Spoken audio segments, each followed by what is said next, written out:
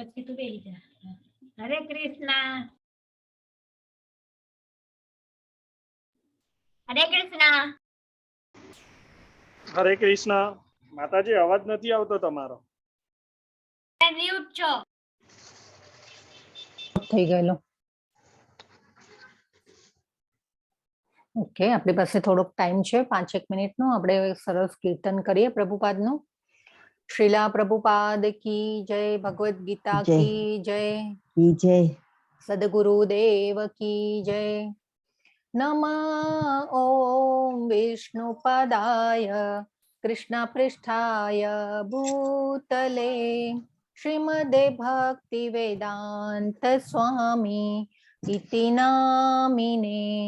નમસ્તે સારસ્વતી દેવ્યે ગૌરવાણી પ્રચારિણે નિર્વિશેષા શૂન્યવાદી પાશ્ચાત્ય દેશતારિણે. જય શ્રી કૃષ્ણ ચૈતન્ય પ્રભો નિત્યાનંદા શ્રી અદ્વૈતા ગદાધર ભક્ત વૃંદા. હરે કૃષ્ણ હરે કૃષ્ણ કૃષ્ણ કૃષ્ણ હરે હરે હરે રામ હરે રામ રામ રામ હરે હરે. હરે કૃષ્ણ હરે કૃષ્ણ કૃષ્ણ હરે હરે હરે રામ હરે રામ રામ રામ હરે હરે. હરે કૃષ્ણ હરે કૃષ્ણ કૃષ્ણ હરે રામ હરે રામ રામ હરે હરે. જય નિતાઈ ગૌરંગ જય નિતાઈ ગૌરંગ જય નિતાઈ ગૌરંગ જય નિતાઈ ગૌરંગ. જય રાધા કૃષ્ણ ચંદ્ર રાધા કૃષ્ણ ચંદ્ર રાધે. જય રાધા કૃષ્ણ ચંદ્ર રાધા કૃષ્ણ ચંદ્ર રાધે. જય શ્રી રાધે ગોવિંદ રાધે ગોવિંદ રાધે ગોવિંદ. જય શ્રી રાધે ગોવિંદ જય શ્રી રાધે ગોવિંદ રાધે ગોવિંદ રાધે ગોવિંદ. જય શ્રી રાધે ગોવિંદ. જય શ્રીલા પ્રભુપાદ પ્રભુપાદ પ્રભુપાદ. જય શ્રીલા પ્રભુપાદ જય શ્રીલા પ્રભુપાદ પ્રભુપાદ પ્રભુપાદ. જય શ્રીલા પ્રભુપાદ. હરે કૃષ્ણ. સર્વે પાર્ટિસિપન્ટ્સ ને હરે કૃષ્ણ. તમારું આજના છેલ્લા દિવસે 18મા દિવસે બધાનું ખૂબ ખૂબ સ્વાગત. હરે કૃષ્ણ માતાજી. જી હરે કૃષ્ણ હરે કૃષ્ણ હરે કૃષ્ણ માતાજી. આજે આપણો હરે છેલ્લો કૃષ્ણ દિવસ માતાજી. હા, આજે છેલ્લો દિવસ છે માતાજી. છેલ્લો દિવસ છે આજે. તમે બધા સાથે જોડાયેલા રહેજો. પાછા આપણે આગળ પણ મળતા રહીશું. Yes, okay. આપણે મંગલાચરણ થી આપણા ક્લાસમાં મંગલતાને વધાવીએ અને શરૂઆત કરીએ. આજનો અધ્યાય પણ થોડો લાંબો છે, તો આપણે શરૂઆત કરીએ. સ્ટેન્ડ આપીશ. ઓમ અજ્ઞાનતિમિરાન્ધસ્ય જ્ઞાનાંજન શલાકયા ચક્ષુરુન્મિલિતમ येन तस्मै श्रीरामे नमः. श्रीकृष्णं स्थापितं येन भूतले स्वयं रूप कदा मह्यं पदान्तिकं वन्देऽहं श्रीगुरुन् वैष्णवांश्च श्रीरूपं साग्रजातं सगण रघुनाथान्वितं तं सजीवं साद्वैतं सावधूतं परिजन सहितं कृष्ण चैतन्य देवं श्री राधा कृष्ण पादान् सहगण ललिता श्री विशाखान्वितांश्च. हे कृष्ण करुणा सिंधो दीनबंधो जगत्पते गोपेश गोपिका कांत राधा कांत नमोस्तुते. तप्त कांचन गौरांगी राधे वृंदावनेश्वरी वृषभानुसुते देवी प्रणमामि हरिप्रिये. वाञ्छाकल्पतरुभ्यश्च कृपा सिन्धुभ्य एव च पतितानां पावनेभ्यो वैष्णवेभ्यो नमो नमः. હરે કૃષ્ણ શ્રી કૃષ્ણ ચૈતન્ય પ્રભુ નિત્યાનંદ શ્રી અદ્વૈત ગદાધર શ્રીવાસાદિ ગૌર ભક્ત વૃંદ હરે કૃષ્ણ કૃષ્ણ ગૌર ભક્તવૃંદ. હરે હરે કૃષ્ણ કૃષ્ણ કૃષ્ણ હરે હરે હરે રામ રામ રામ હરે હરે. હરે કૃષ્ણ. ખૂબ સરસ, જે તમે ધૈર્ય અને નિશ્ચયથી શ્રી બધા આજના 18મા દિવસે પણ આજના છેલ્લા દિવસે પણ બધા જોડાયેલા રહ્યો છો, એના માટે તમારા બધાનો જે પણ જોડાયેલા રહ્યા છે બધાનો ખૂબ ખૂબ આભાર. યસ, આવી ભગવાનની કૃપા આપણા ઉપર રહે. આપનો આવી ધન્યવાદ માતાજી, જી બહુ સરસ. હા, હા, તો આવી સુકૃતિ આપણા ઉપર રહે ભગવાનની, એવી અભિલાષા, ભગવાનને પ્રાર્થના કે આપણા બધાની ઉપર આવી કૃપા રહે ઓલવેઝ. ઓકે, તો આજનો જે અધ્યાય જે છે, કાલના અધ્યાયમાં આપણે એ જોયા હતા. કાલનો અધ્યાય શેના ઉપર હતો? હરે કૃષ્ણ. કાલના અધ્યાયનો ટોપિક શું હતો? શ્રદ્ધાના વિભાગો. ઓકે, શ્રદ્ધા જી, શ્રદ્ધાના વિભાગો હતા. યસ. તો અને શ્રદ્ધા, ભગવાને શ્રદ્ધા વિશે સમજાવ્યું. શ્રદ્ધા કેવી હોય, આપણા સ્વભાવ પ્રમાણે, આપણા ગુણો પ્રમાણે આપણી શ્રદ્ધા જે ડેવલપ થતી હોય, સત્વગુણી, રજોગુણી અને તમોગુણી, તો એ પ્રમાણે આપણને ભગવાને શ્રદ્ધાના પ્રકારો સમજાવ્યા. તો આજનો અધ્યાય જે છેલ્લો, હવે એકદમ જે કહેવાય કે ભગવાનને પણ ખબર છે અને અર્જુનજીને પણ ખબર છે કે હવે જે આ ગીતા, ભગવદ ગીતા જે છે એ કન્ક્લુડ થવા જઈ રહી છે, એટલે પતી જવા માટે આવી છે. એટલે જે અધ્યાય જે છે ભગવાન, એમાં એકદમ સ્ટ્રેટ ફોરવર્ડ આજના અધ્યાયમાં ભગવાને વાત કરી છે. એક એક શ્લોકમાં એમને ફટાફટ બધું આમ કહી દીધું છે કે આજના અધ્યાયમાં ભગવાને શું કીધું છે, આજે આપણે જોઈએ. તો આજનો જે અધ્યાય છે મોક્ષ સંન્યાસ યોગ. તો કાલના અધ્યાયમાં ભગવાને શ્રદ્ધાના વિભાગો બતાવ્યા. તો પાછા અર્જુનજી એમને પ્રશ્ન પૂછે છે પહેલા શ્લોકમાં કે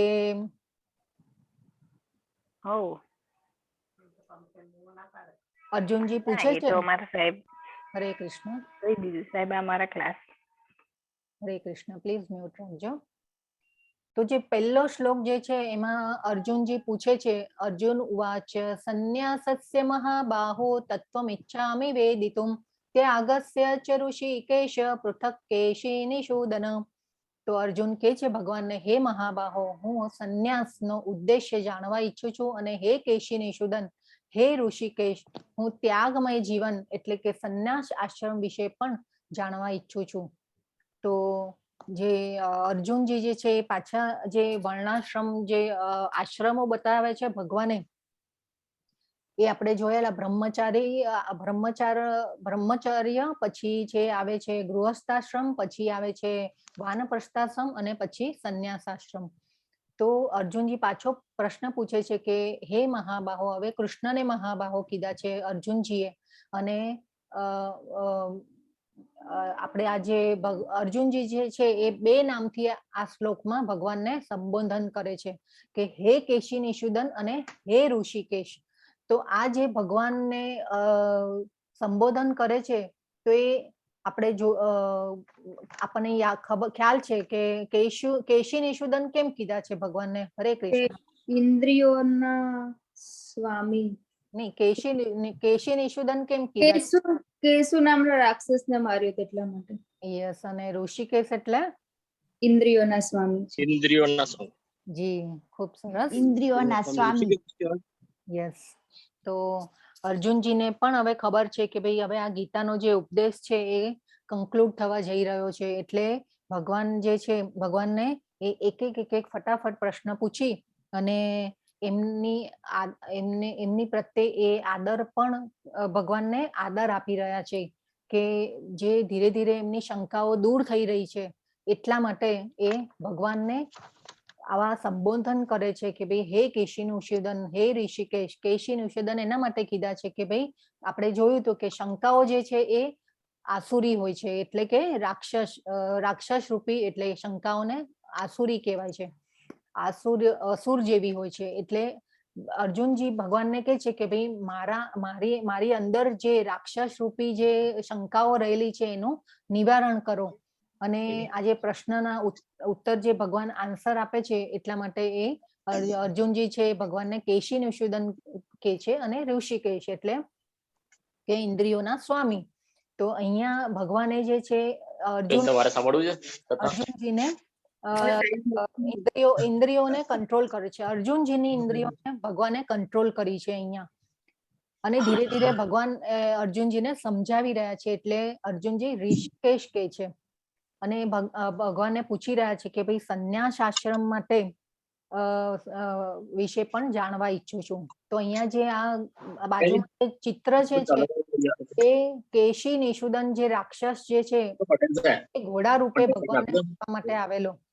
અને એ જે અત્યાર સુધી જેટલા પણ ભગવાનને માર્યા, જે ભગવાનના જે અવતાર થયો અને એમાં જેટલા પણ રાક્ષસોને માર્યા ભગવાને, એમાં આ જે કેશી દૈત્ય જે હતો એ બહુ પાવરફુલ હતો અને એ ભગવાનને મારવા માટે આવેલો.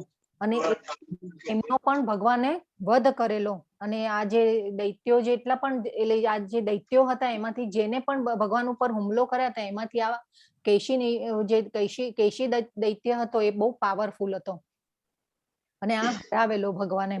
એટલે આ ભગવાનને અર્જુનજીએ ભગવાનને કેશી નિષુદન કીધા છે. એટલે તો ઋષિકેશ જે છે એ ઇન્દ્રિયોના સ્વામી. તો આપણા મનમાં પણ જ્યારે શંકાઓ ઉદ્ભવે કે કઈ એવું મનમાં આપણને સંશય જો થતો હોય તો આપણે પણ ભગવાનને આવી રીતે કહેવું જોઈએ કે હે ભગવાન, તમે જે અર્જુનજીની શંકાઓને દૂર કરી, અર્જુનજીના સંશયોને દૂર કર્યા, એવા મારા પણ સંશયોને દૂર કરો. તો એવી ભગવાનને આપણે પ્રાર્થના કરી શકીએ. આપણે ક્યારેક એવું કઈ મનમાં એવું આવી જાય કે ભાઈ આ કેમ આવું, આ કેમ પેલું, આપણે જે આવું જે ડિવાઇન જ્ઞાન હોય એમાં કોઈ શંકા આવે તો આપણે ભગવાન પાસે પૂછી શકીએ અને વિનંતી કરવાની છે. એકચ્યુઅલી તો કે વિનંતી કરી શકીએ કે ભાઈ મારા સંશયને દૂર કરો. પછી બીજો શ્લોકમાં ભગવાન કે છે, હવે શ્રી ભગવાન ઉવાચ, પાછું ભગવાન ઉવાચ કે છે શ્રી વેદ વ્યાસે. આપણે આ એકદમ માઇન્ડમાં ફિટ કરી દેવાનું છે કે શ્રી ભગવાન ઉવાચ, જ્યાં જ્યાં પણ 18 અધ્યાયોમાં ભગવાન બોલ્યા છે ત્યાં શ્રી ભગવાન ઉવાચ કીધું છે વેદ વ્યાસજીએ. તો આમાં કે છે ભગવાન પૂર્ણ પુરુષોત્તમ પરમેશ્વર બોલ્યા, ભૌતિક ઈચ્છા આધારિત કાર્યોના પરિત્યાગને વિદ્વાનો સંન્યાસ કહે છે અને સર્વ કર્મોના ફળ ત્યાગને બુદ્ધિશાળી લોકો ત્યાગ કહે છે. એટલે આપણે તો સંન્યાસનો અર્થ એક્ઝેક્ટલી શું લેતા હોય કે ભાઈ આપણને અત્યારની આપણી જે માનસિકતા જે છે એમાં આપણે તો શું સમજીએ કે ભાઈ સંન્યાસ એટલે જંગલમાં જઈ અને બેસી જવાનું, તપ કરવાનું, અને એ જે સંન્યાસીઓ કે જે સાધુઓ કરતા હોય એને સંન્યાસ કહેવાય. પણ અહીંયા જો ભગવાને એકદમ ક્લિયરલી કહી દીધું છે કામ્યાનામ કર્મણામ, એટલે જે કામનાઓ, જે ઈચ્છાઓ, આપણી જે ભૌતિક ઈચ્છાઓ આધારિત જે કાર્યો આપણને આપણે શરીર માટે જે ભોગો ભોગવીએ છીએ અને એના માટે જે કર્મો કરીએ છીએ ને એ કર્મો કરીએ અને પછી એની જે ઈચ્છા, એ કર્મો કરવાનું જે ફળ હોય એની આપણે ઈચ્છા રાખીએ તો અને એનો પરિત્યાગ કરીએ તો વિદ્વાનો એને સંન્યાસ કહે છે. આ આપણે ખૂબ જ સરસ રીતે 18 અધ્યાયમાં આપણે સમજી ગયા કે આપણે જે શરીરના ભોગો ભોગવવા માટે જે પણ કાર્ય કરીએ છીએ, જે પણ કર્મ કરે છે એને આપણે સકામ કર્મ કહીએ છીએ.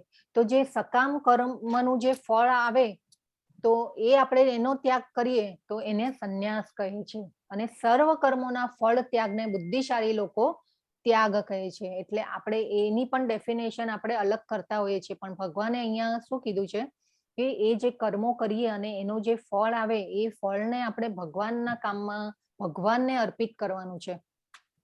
એટલે જે એવો એ જે ફળનો ત્યાગ જે છે એને ત્યાગ કહેવાય છે.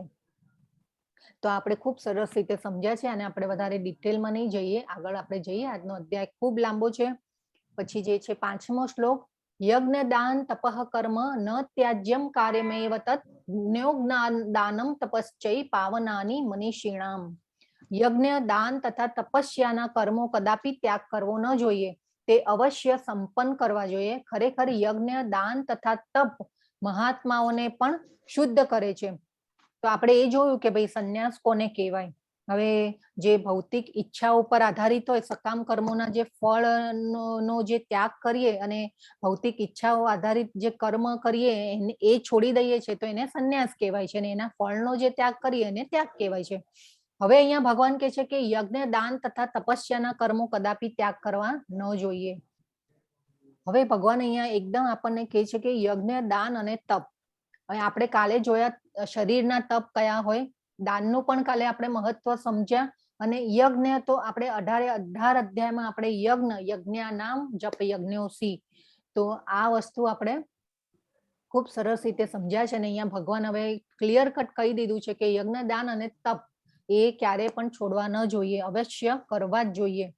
તો આપણે જે ગૃહસ્થ જીવનમાં હોઈએ, વાનપ્રસ્થાશ્રમ, સંન્યાસ આશ્રમ, ત્યારે તો એ બધું હતું, પણ અત્યારે આ જે પરિસ્થિતિ છે એમાં તો આપણે આ રીતે જઈ શકવાના નથી, યજ્ઞો નથી થતા. દાનમાં આપણને ક્યારેક લિમિટ હોય કે ભાઈ આપણે ક્યારે કરી શકીએ, ન કરી શકીએ, પણ આ જે યજ્ઞ જે છે, તપ જે છે, શારીરિક તપ, આપણે નાના નાના પાયે શારીરિક તપ જે આપણે કાલે સમજ્યા કે એ આપણે ધીરે ધીરે એમાં આપણે એને ડેવલપ કરવાના છે કે આપણે કેવી રીતે કરી શકીએ. પણ યજ્ઞ જે છે એ આપણે જરૂર કરી શકીએ. એક પણ દિવસ જો એવો જાય કે આપણે જપ ન કર્યા હોય કે મંત્ર જાપ ન કર્યા હોય તો આ શ્લોકને મમરાવાનો. આ ખૂબ જ મહત્વનું છે. આ ભગવાને કીધેલા શબ્દો છે અને યજ્ઞ જે છે એ ખૂબ મહત્વનું છે. તો ભગવાન કે છે પાવનાની એટલે કે પાવન કરે છે, અને મનીષીણામ એટલે મહાત્માઓને પણ.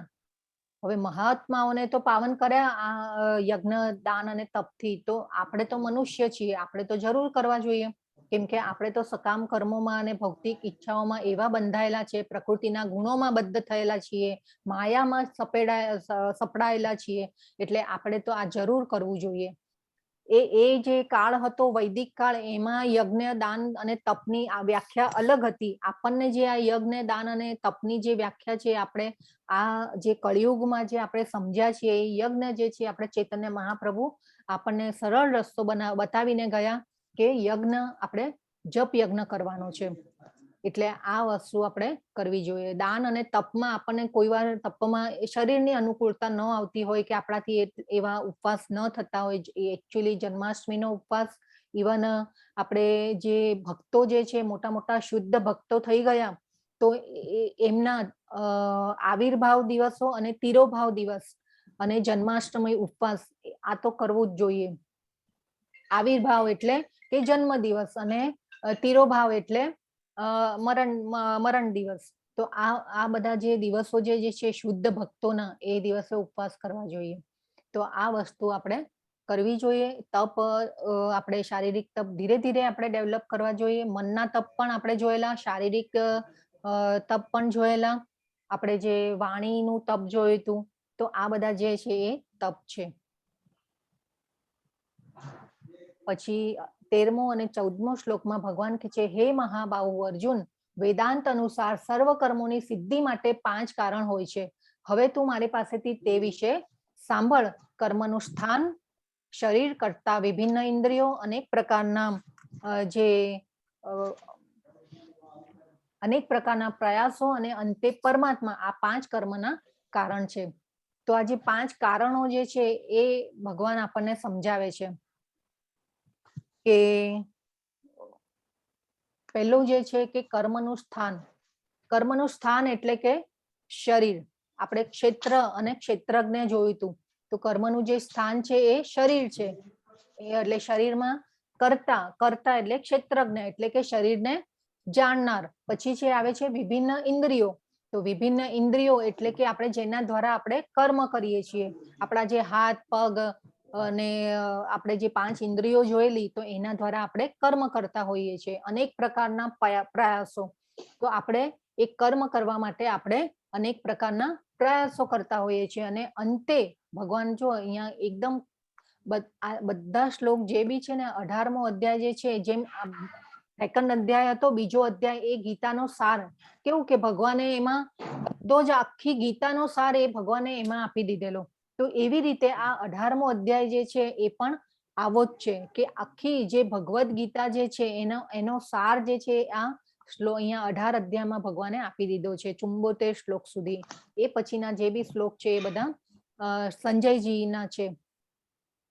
તો આ આપણે સમજવાનું છે કે આપણે જે કર્મ કરીએ છીએ પણ જો ભગવાને કીધું અંતે પરમાત્મા, તો અંતે પરમાત્મા આ છે ને મોસ્ટ ઇમ્પોર્ટન્ટ ફેક્ટર આપણે ભૂલી જતા હોઈએ છીએ કે ભલે આપણે ગમે તેટલી મહેનત કરીએ, આપણી પાસે પાવર હોય, સંપત્તિ હોય, જ્ઞાન હોય, આપણી પાસે નોલેજ હોય અને આપણે એ પ્રમાણે આપણી બુદ્ધિ પ્રમાણે આપણે કામ પણ કરતા હોય, પણ જે આપવા વાળા જે છે એ પરમાત્મા છે. અને જો પરમાત્માની જો પરમિશન નહીં હોય તો આપણે એ વસ્તુ કરી શકતા નથી. તો આપણને ઘણી વાર એવું આમ ગર્વ થતો હોય કે ભાઈ હું ઇન્ટેલિજન્ટ છું, હું પાવરફુલ છું, હું ભણ્યો, હું કમાયો, મેં મહેનત કરી, તો આ વસ્તુ એ ખોટી છે. તો આ ભગવાને અહીંયા કહી દીધું છે કે અંતે જે પરમાત્મા જે છે એટલે એમની મંજૂરી વગર કંઈ શક્ય નથી. તો કોઈ પણ કામ આપણે જ્યારે કરીએ ત્યારે આ 5 કારણો હોતા હોય છે કે આપણે શરીર દ્વારા કામ એટલે કે કર્મનું સ્થાન છે આપણે શરીર, આપણને જગ્યા જોઈએ છે એટલે ભગવાને આપી છે આપણને સ્વતંત્રતા માટે કે ભાઈ આપણે થોડો આપણને જે આપણે ભગવાનના ધામમાં હતા, ભગવાનના ધામમાં આપણે થોડી ઈર્ષા કરીને જે માલિકી ભાવની આપણને જે એ થયું, માલિકી ભાવ કરવાની ઈચ્છા થઈ એટલે આપણે અહીંયા છીએ. એ વસ્તુ આપણે સમજી લેવાનું. એટલે આપણને જગ્યા આપી ભગવાને કે ભાઈ આ ભૌતિક જગતમાં આપણને મોકલ્યા અને શરીર આપ્યું. તો આ જે શરીર જે છે શરીર દ્વારા આપણે કર્મ કરતા હોઈએ છીએ એટલે આપણે કરતા થયા. જેવી રીતે મને અહીંયા આપણે જ્ઞાનની ચર્ચા કરવા માટે મને જગ્યા જોઈએ છે, તમે એવી રીતે તમારા ઘરમાં બેઠા છો તો એ જગ્યા જરૂરી છે બેસવાની. તો એવી રીતે આપણને આ શરીર દ્વારા આપણે કાર્ય કરતા હોઈએ છીએ. તો આ ખૂબ મહત્વનું છે અને આ સમજવાની જરૂર છે કે પરમાત્મા અંતે જો એમની મંજૂરી નહીં હોય તો આપણા કોઈ પણ કાર્ય જે છે એ સિદ્ધ થવાના નથી. આ જે અહીંયા જે યજ્ઞ આપણે જે 5મો શ્લોક જોયો એમાં જે યજ્ઞ દાન તપમાં, હરે કૃષ્ણ, પ્લીઝ મ્યુટ રાખજો. આજે 5મા શ્લોકમાં જે યજ્ઞ દાન તથા તપસ્યાના જે કર્મો આપણે ભગવાને કીધું કે કરવા જ જોઈએ, તો એમાં આજે આ બાજુમાં ફોટો છે કે શંકર ભગવાન અને આ જે છે નીચે જે છે એ આપણે દક્ષ પ્રજાપતિ એટલે કે જે પાર્વતીજી હતા એમના ફાધર એટલે કે પપ્પા હતા. અને એમને જ્યારે પાર્વતીજી એ શંકર ભગવાન સાથે લગ્ન કરવાની માંગણીનો અસ્વીકાર કરેલો એમને દક્ષ પ્રજાપતિએ, પણ તે છતાં પણ પાર્વતીજી શંકર ભગવાન સાથે એમના લગ્ન થાય છે. એટલે એ આઈ થિંક બધાને ખબર હશે એ સ્ટોરી. તો આપણે આગળ જઈએ કે આ જે લગ્ન એમને થઈ ગયા અને એ પછી જ્યારે દક્ષ પ્રજાપતિ એકવાર યજ્ઞ કરે છે, એ યજ્ઞમાં પાર્વતીજીને આમંત્રણ હોતું નથી, પાર્વતીજી અને શંકરજીને તો એમને આમંત્રણ નથી હોતું. એટલા માટે અહીંયા પાર્વતીજીને ખબર મળે છે કે ભાઈ આવી રીતે મારા પિતાજી એમ યજ્ઞ કરાવે છે અને એમાં મને આમંત્રણ નથી. પણ પાર્વતીજી એમ વિચારે છે કે ભાઈ પિતાના ઘરે જવા માટે કોઈ આમંત્રણની જરૂર નથી. એટલે એ શંકરજી સમજાવે છે કે તમે નહીં જાઓ, તે છતાં પણ પાર્વતીજી જાય છે અને ત્યાં એમનું અપમાન થાય છે. અપમાન એ સહન કરી શકતા નથી અને યજ્ઞ કુંડમાં એ હોમાઈ જાય છે. એટલે આ વાર્તા છે, એટલે આ કથા છે આવી. અને એ પછી શંકર ભગવાન જે છે એ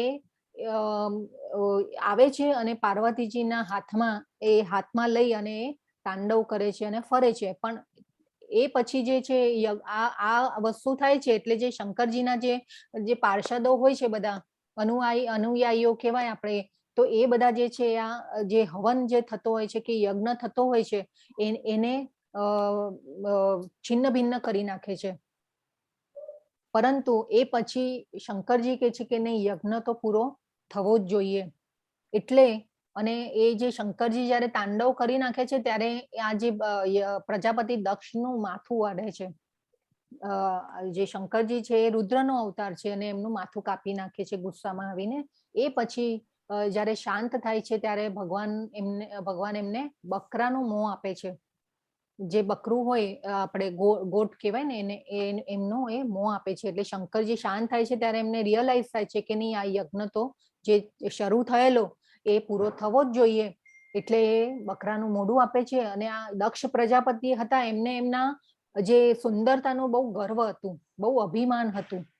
એટલે એમને એ માથું એ વાઢી નાખે છે અને આ જે બકરાનું મોં આપે છે એ પછી પણ આપણે આમાં એક જોવાનું છે કે ભાઈ આ જે બકરાનું જે મોં આપી દે છે તે છતાં પણ એ દક્ષ પ્રજાપતિ તરીકે જીવતા હોય છે. હવે અત્યારે આપણે શું વિચારીએ કે જે આપણે અત્યારના સમયમાં એવું વિચારીએ કે જે આપણું બ્રેઇન જે છે એ જ કામ કરે છે, કે ભાઈ બ્રેઇન જો ન કામ કરતું હોય તો કઈ ન થાય. પણ આપણે એ વસ્તુ આ તો એ પેલાની શક્તિ છે. પ્રભુપાદ લખે છે કે આત્મા જે છે એ જીવ જે છે એ હૃદયમાં રહેલો છે.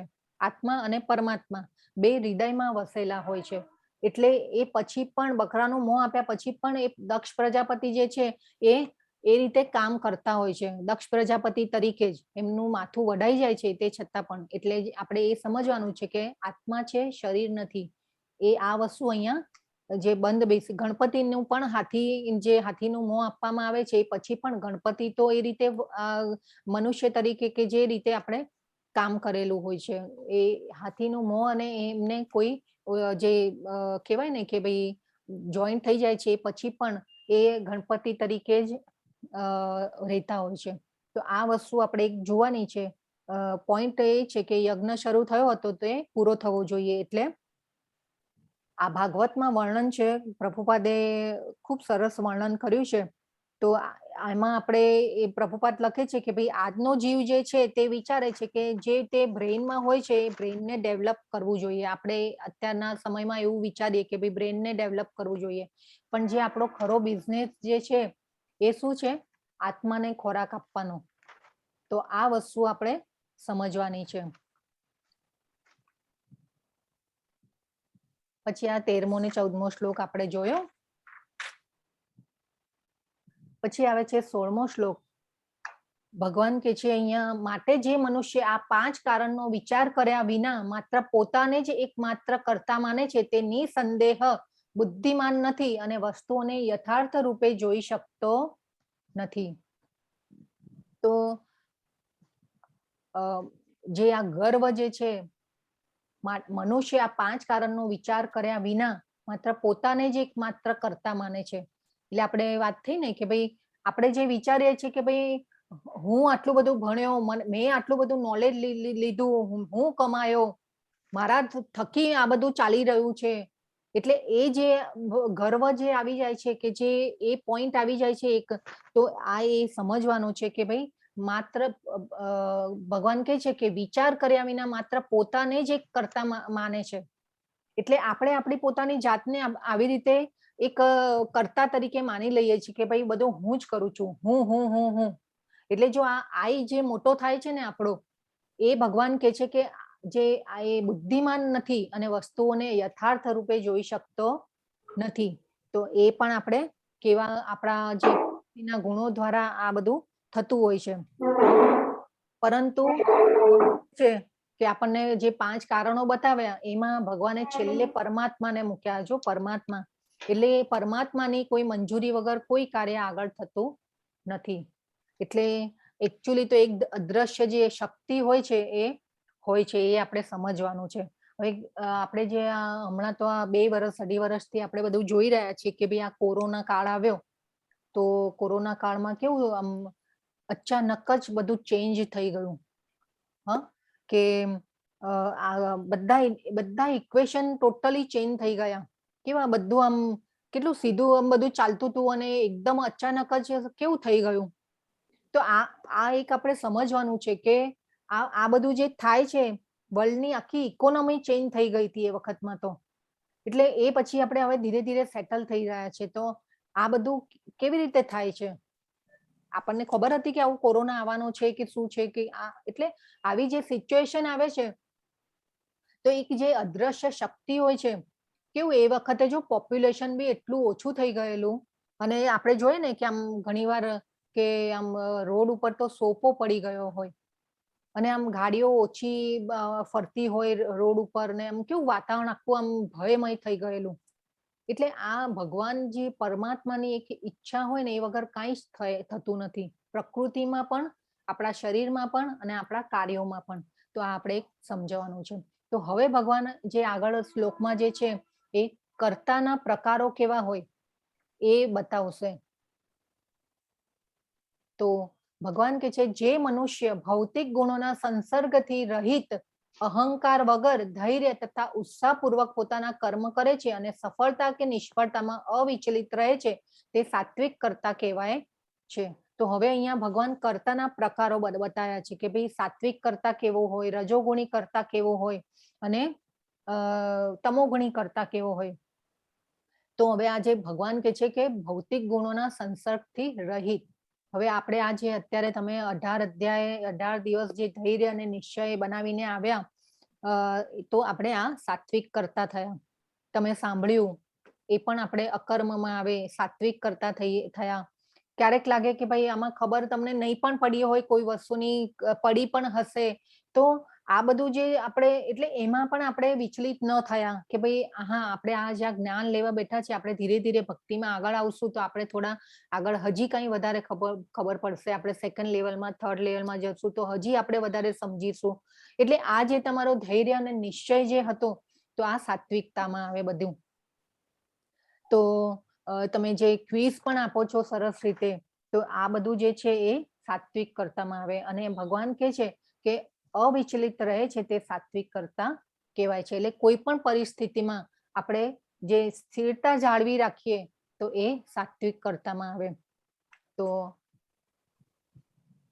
એ પછી છે કે રજસ, એટલે આપણે રજસ કરતા કેવા હોય, જે કરતા તથા કર્મ ફળમાં આસક્તિ રાખીને ફળો ભોગવવાની ઈચ્છા રાખે છે તથા લોભી, હંમેશા ઈર્ષા કરનાર, અપવિત્ર તથા સુખ દુઃખથી વિચલિત થનારો હોય તે રાજસી અર્થાત રજોગુણી કહેવાય છે.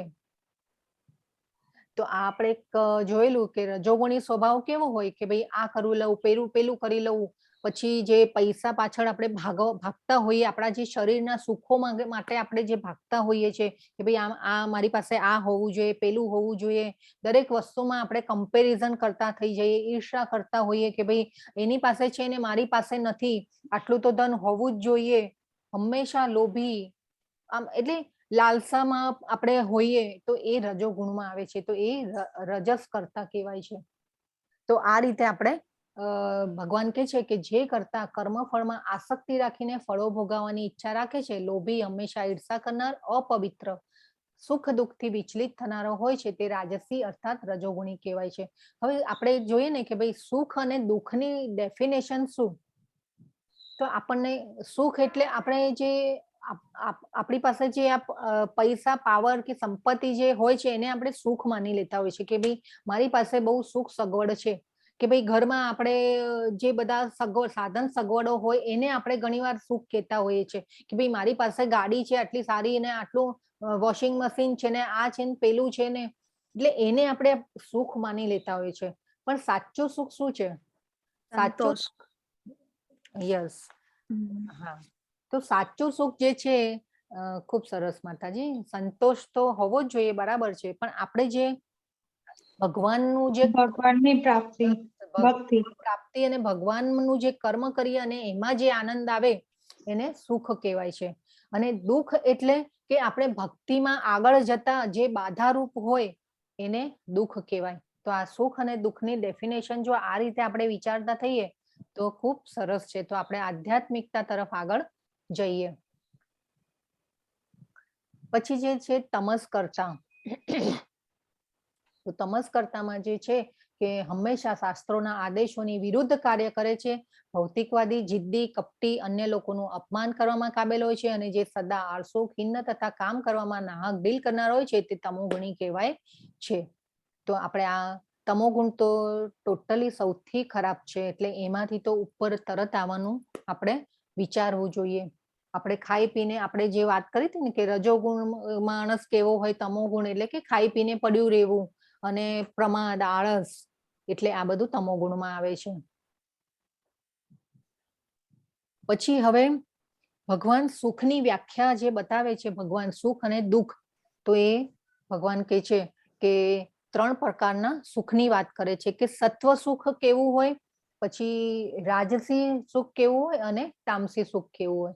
તો જે સુખ જે છે, જે શરૂઆતમાં ઝેર જેવું લાગે છે પરંતુ અંતે અમૃત સમાન હોય છે તથા મનુષ્યમાં આત્મ સાક્ષાત જાગૃત કરે છે, તે સાત્વિક સુખ કહેવાય છે. તો આ આત્મ સાક્ષાત્કાર આપણને ભગવાનની જે અનુભૂતિની વ્યાખ્યા જોઈ લઈએ આપણે, બ્રહ્મ, પરમાત્મા અને ભગવાન, તો એ ક્યારે થાય? આપણે જ્યારે આપણે ભક્તિમાં આગળ વધીએ. એકચ્યુઅલી તો સત્વ ગુણ કરતા પણ કાલે આપણે ઉપર જોયું હતું કે એના કરતા પણ શુદ્ધ સત્વ પણ હોય છે. આપણે જે દાનના પ્રકાર જોયેલા ને એમાં આપણે શુદ્ધ સત્વ જોયેલું કે શુદ્ધ સત્વમાં કરેલું દાન જે છે એ યોગ્ય ગણાય છે. બાકી બધા જે પણ દાન આપણે કરીએ છીએ એ ટોટલી રજોગુણ, તમોગુણ અને સત્વગુણમાં આવે છે. તો આ આપણે જોવાનું છે. હવે જે રીતે પહેલા શું કે છે, ભગવાન શરૂઆતમાં ઝેર જેવું લાગે છે પરંતુ અંતે અમૃત સમાન લાગે છે. તો હવે આપણે ઘરમાં જ આપણે દાખલો જોઈએ તો આપણા જે બાળકો હોય એને આપણે ક્યારેક કોઈ ભૂલ એવી કરતા હોય કે કંઈ પણ હોય અને આપણે એને કહેતા હોય ત્યારે એને ન ગમતું હોય, ત્યારે એને એવું થાય કે આ માતા પિતા શું કામ અમને વારે વારે કહેતા હોય છે કે આવું કેમ કરે છે, એવું એને લાગે. આપણે એક જે સિમ્પલ જે આપણું નજર સામે જે બનતું હોય ને એ એક્ઝામ્પલ લઈએ આપણે, તો આવી રીતે આપણે સમજી શકીએ કે ભાઈ એમને પણ પછી જ્યારે મોટા થાય એમને રિયલાઇઝ થાય તો એમને એમ થાય કે હા, જો મારા માતા પિતા જે કહેતા હતા એ સાચું હતું, મારે એ માનવું જોઈતું હતું. અને એ પછી એ સારા નાગરિકો બને, ભક્ત બને, સમાજને સારા માર્ગે લઈ જાય.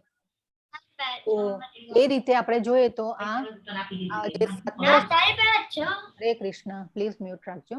તો આ જે શરૂઆતમાં જે છે એ ઝેર જેવું લાગે છે અને અંતે અમૃત સમાન હોય છે. તો આ આપણે જોવાનું છે. આપણા જે આ બધા વોલેન્ટિયર્સ જે છે, ટીચર્સ જે બધા છે, શેના માટે કામ કરી રહ્યા છે કે આ જે સાત્વિક સુખ જે છે એમાં આ ભગવાનના કાર્યોમાં આપણને આનંદ આવે છે, એટલે આ સાત્વિક સુખ કહેવાય છે. તો આપણે ઘણીવાર શરૂઆતમાં માળા ચાલુ કરીએ ત્યારે પણ એમ થાય કે આ જે આપણે પ્રભુપાદ જે આચાર્ય જે છે એમને 16 માળાનું એક ઓલો નિયમ બનાવ્યો છે કે ભાઈ 16 માળા આપણે રોજ કરવી જોઈએ. જે ભક્ત હોય, શુદ્ધ ભક્ત જેની અનુકૂળતા હોય એને 16 માળા તો કરવી જ જોઈએ રોજની. જો થઈ શકે તો ખૂબ જ સરસ છે. એટલે ધીરે ધીરે આપણે એની આગળ પણ વધવું જોઈએ માળામાં પણ. એટલે શરૂઆતમાં આપણને એવું લાગે કે આપણા માટે અઘરું છે થોડું, કે હવે ક્યારે પૂરી થશે 16 માળા, આવું ઘણીવાર એવું થતું હોય છે. પરંતુ જેમ જેમ ધીરે ધીરે કરતા જઈએ અને એમાં આગળ વધતા જઈએ આપણને એમાં એટલો આનંદ આવે અને પછી જે એ કર્યા પછીની જે અનુભૂતિ આપણને ફીલ થાય એ ખૂબ સરસ હોય છે. તો આ એક બીજું દ્રષ્ટાંત પણ છે કે શરૂઆતમાં આપણને થોડીક તકલીફ પડે, આપણે બેસી ન શકીએ, એટલે એવા પ્રોબ્લેમો પણ થાય. પરંતુ આ જે છે આપણું જે શ્રેય અને પ્રિય બે આપણે શરૂઆતમાં પણ આ બે શબ્દ જે છે એ જોયેલા. તો શ્રેય એટલે આપણે લોંગ ટર્મ માટે વિચારવાનું છે. એટલે આપણે આ જે બધા આનંદ જે છે કે સુખ જે છે એ સાત્વિક સુખમાં આપણે જવાનું છે.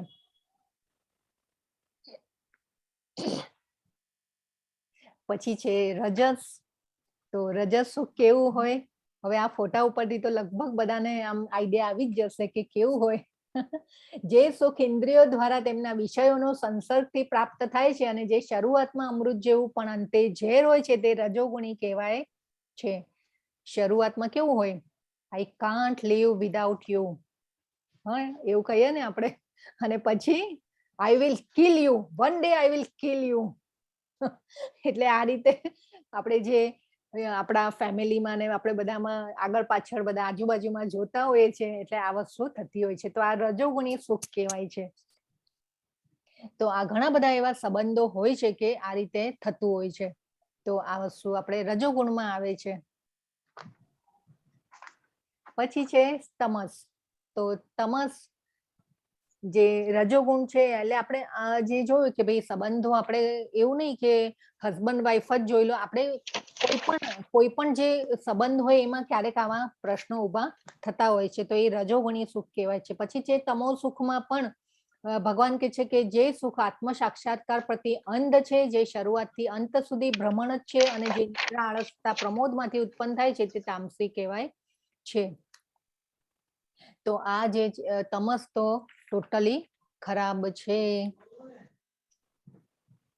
આ જે 3 ગુણોને આપણે સમજી લઈશું ને, પ્રભુપાદે 3 ગુણો ઉપર હાઈએસ્ટ લેક્ચર આપ્યા છે.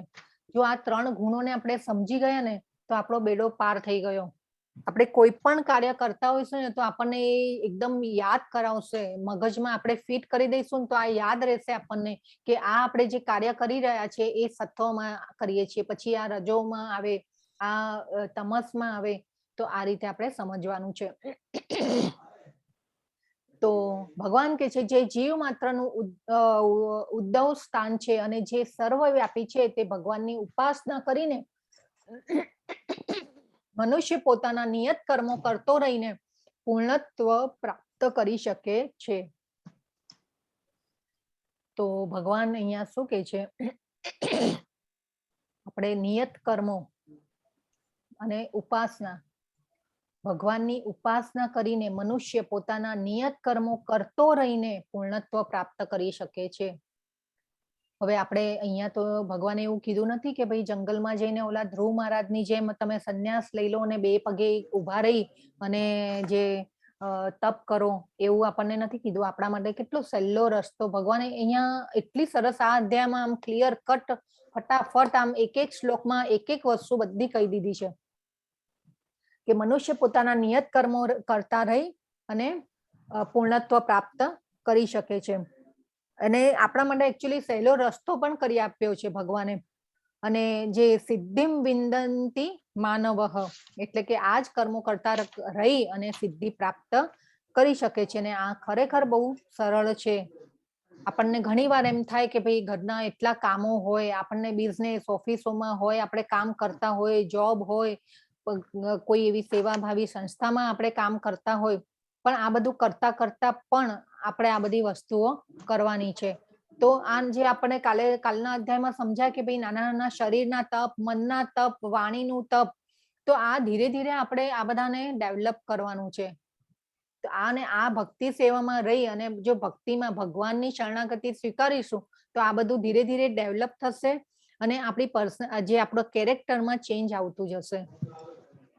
તો આપણે ખૂબ સમજવાનું છે. આ જે બાજુમાં ફોટો જે છે એ દેવહૂતિ માતાજી છે, જે કપિલ મુનિના માતા છે.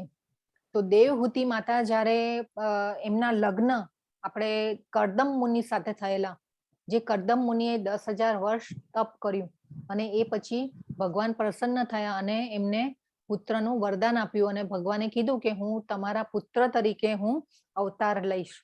અને એ કપિલ મુનિએ પછી દેવહૂતિ માતાને જે જ્ઞાન આપ્યું. પણ એમાં એવું હતું કે આ જે દેવહૂતિ માતા હતા એ રાજાના પુત્રી હતા અને એમના પિતાના ત્યાં ખૂબ આજે મનુ મહારાજ જે છે કે ભાઈ પહેલી જે ગીતા, જે ભગવદ ગીતા સૂર્ય ભગવાનને સમજાવી ભગવાને, એ પછી સૂર્ય ભગવાને એમના પુત્ર મનુને આપી. એટલે આ જે મનુ મહારાજ જે છે એમના પુત્રી હતા દેવહૂતિ માતા.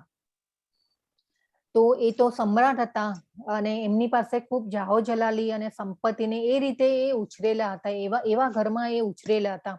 હવે કરદમ મુનિ સાથે એ પરણ્યા અને એ પછી કરદમ મુનિ એ પાછું એને ત્યાં પણ એટલે મહેલમાં હતા ત્યારે પણ ભગવાનની ભક્તિ એટલી જ કરતા હતા. એ પછી આ કરદમ મુનિ સાથે પરણાવ્યા એમને. તો કરદમ મુનિએ પણ જોયું કે મારી પાસે આવીને પણ જે આ સ્ત્રી જે છે એ ભગવાનની ભક્તિ કરી રહ્યા છે. એકચ્યુઅલી તો રાજાની પુત્રી છે તે છતાં પણ ભગવાનમાં એમનો જીવ ખૂબ જ હતો. ભગવાનની ભક્તિ કરવામાં એમને અને ભગવાનની ભક્તિ કરવામાં એમને કરદમ મુનિની પણ એ ઘણી જ હેલ્પ કરતા, એમની સેવા કરતા કે કરદમ મુનિ એમની ભગવાનની ભક્તિ કરી શકે. તો અને એમના માટે એટલે એ રીતે કરદમ મુનિએ જોયું કે આ રીતે જે પુત્રી જે છે રાજાની છે તે છતાં પણ આટલી ભગવાનની ભક્તિ કરે છે.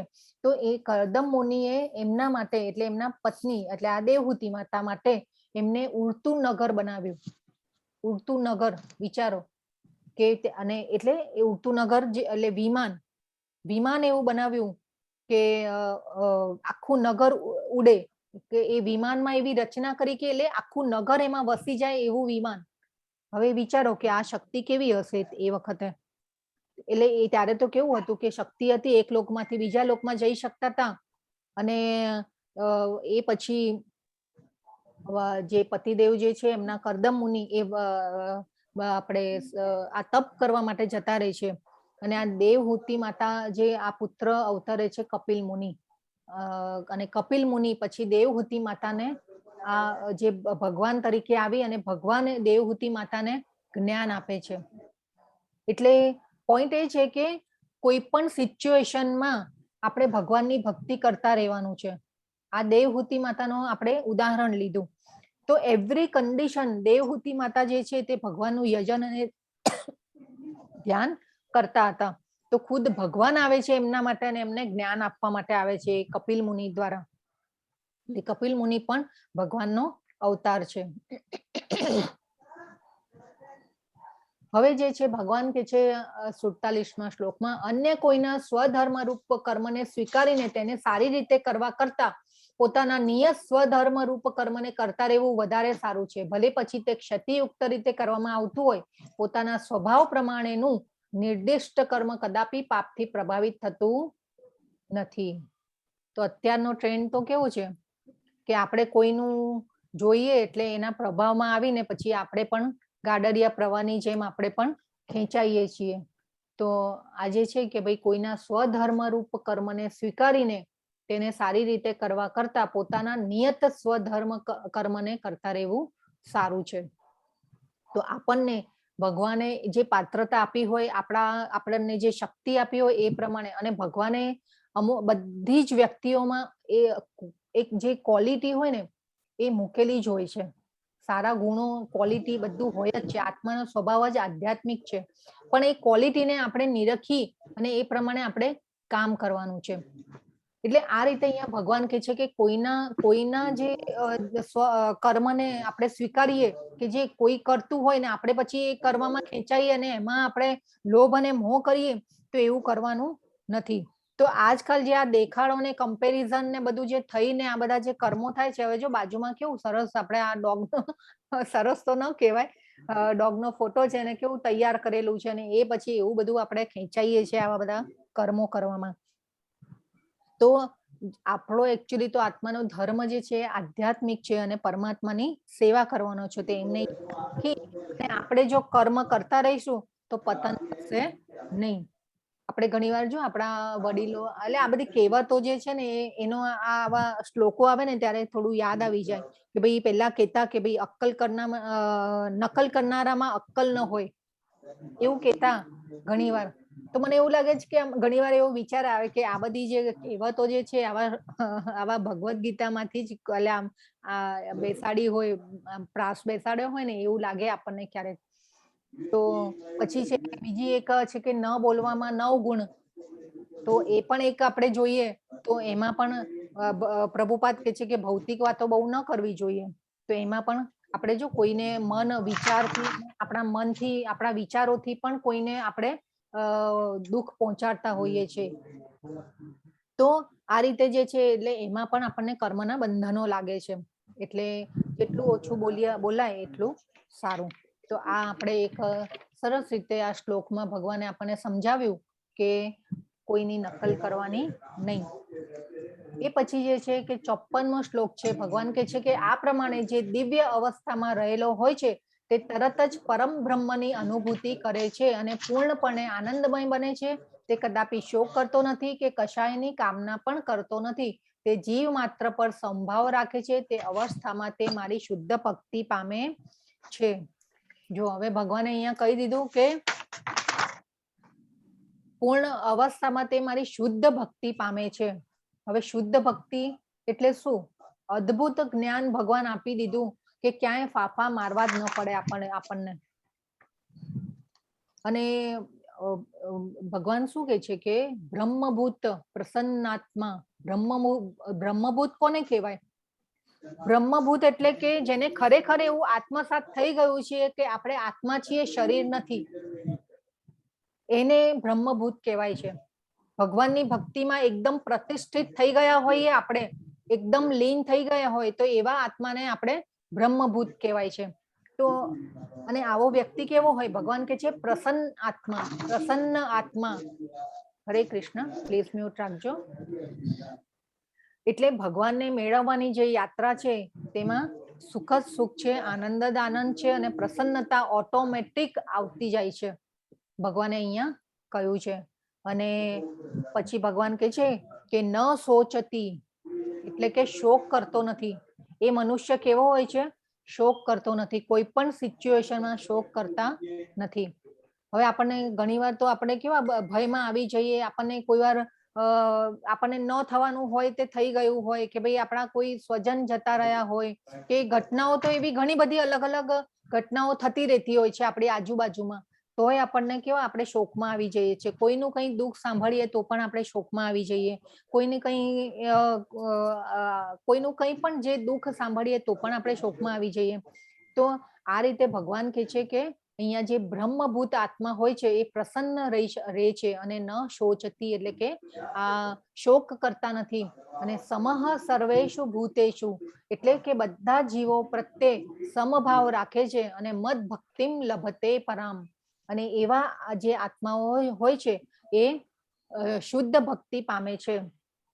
જે ભક્ત હોય એવું વિચારતા હોય છે કે જે આ દુઃખ આવ્યું મારા ઉપર, અને જે શુદ્ધ ભક્તિ પામવું એટલે શું કહેવાય? કે ભાઈ સુખ આવે તો આપણે એવું વિચારીએ કે ભાઈ ભગવાને આપણને અનુકૂળતા કરી આપી, એમની સેવા આપણે સારી રીતે કરી શકીએ એટલા માટે આ અનુકૂળતા કરી આપી. અને દુઃખ આવે તો આ પરમાત્માની એ પણ કૃપા જ માને કે મારા પર આ દુઃખ આવ્યું છે, મારા કર્મોનું પરિણામ છે, અને આ હું દુઃખમાં વધારે ભગવાનને યાદ કરી શકીશ. તો આ રીતે આપણે ભગવાનને આપણે કૃપા ભગવાન કરે આપણા ઉપર, એવી આપણે વિનંતી કરવી જોઈએ કે ભાઈ સુખ આવે તો આપણે છકી ન જઈએ, દુઃખ આવે તો આપણે વિચલિત ન થઈએ.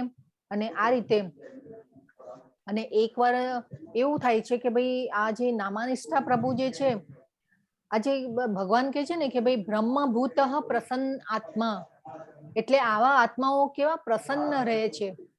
તો એકવાર આજે એક પ્રભુપાદ બહુ સરસ લખ્યું છે કે ભાઈ જય પતાકા સ્વામી એમના શિષ્ય હોય છે. અને આ જય પતાકા સ્વામી જે છે એ નામાનિષ્ઠા પ્રભુ જે આપણે આવ્યા હતા આપણા ક્લાસમાં, એ એમના ગુરુ છે, એમની પાસેથી એમને દીક્ષા લીધેલી છે. તો આ જે જય પતાકા સ્વામી જે છે એ જ્યારે ઇસ્કોનની જે શરૂઆત થઈ ત્યારે એ લગભગ 15-17 વર્ષની ઉંમરે એમને ઇસ્કોન જોઈન કરેલું. ત્યારે પ્રભુપાદ પાસે આવ્યા ત્યારે તો આ ઇસ્કોન જે છે આટલી આ રીતે ઇકોનોમી દ્રષ્ટિએ બહુ સદ્ધર હતી નહીં. તો ત્યારે પ્રભુપાદે એમને કીધું કે ભાઈ તમે જે બી કાર્ય કરતા હોય, તમે જે પણ કરતા હોય એ કરો, એટલે કર્મ કરો, એટલે કે ભગવાન, અને એનું જે ફળ આવે કે જે ધન આવે એ તમે અહીંયા આ મંદિર માટે કે જે બી આ સંસ્થા માટે આપણે ફાળો આપો. એટલે પ્રભુપાદ એમને સમજાવે છે કે અત્યારે તો હું તમને રાખી શકું એમ છું નહીં, પણ તમારે આ કાર્ય કરો અને આવી રીતે ફળ જે છે એ ભગવાનમાં આપો. તો એ જય પતાકા સ્વામી એ વખતે જે એક રેસ્ટોરન્ટમાં એ સ્વીપર તરીકે કામ કરતા હોય છે. તો આ જે સ્વીપર તરીકે કામ જ્યારે કરતા હોય છે ત્યારે એ રેસ્ટોરન્ટમાં એક મિલિયોનર આવે છે, એક વ્યક્તિ આવે છે કે જે મિલિયોનર હોય છે, એની પાસે પૈસા અને સંપત્તિ ખૂબ જ હોય છે. અને એ માણસ આવે છે ત્યારે હરે કૃષ્ણ, સોરી,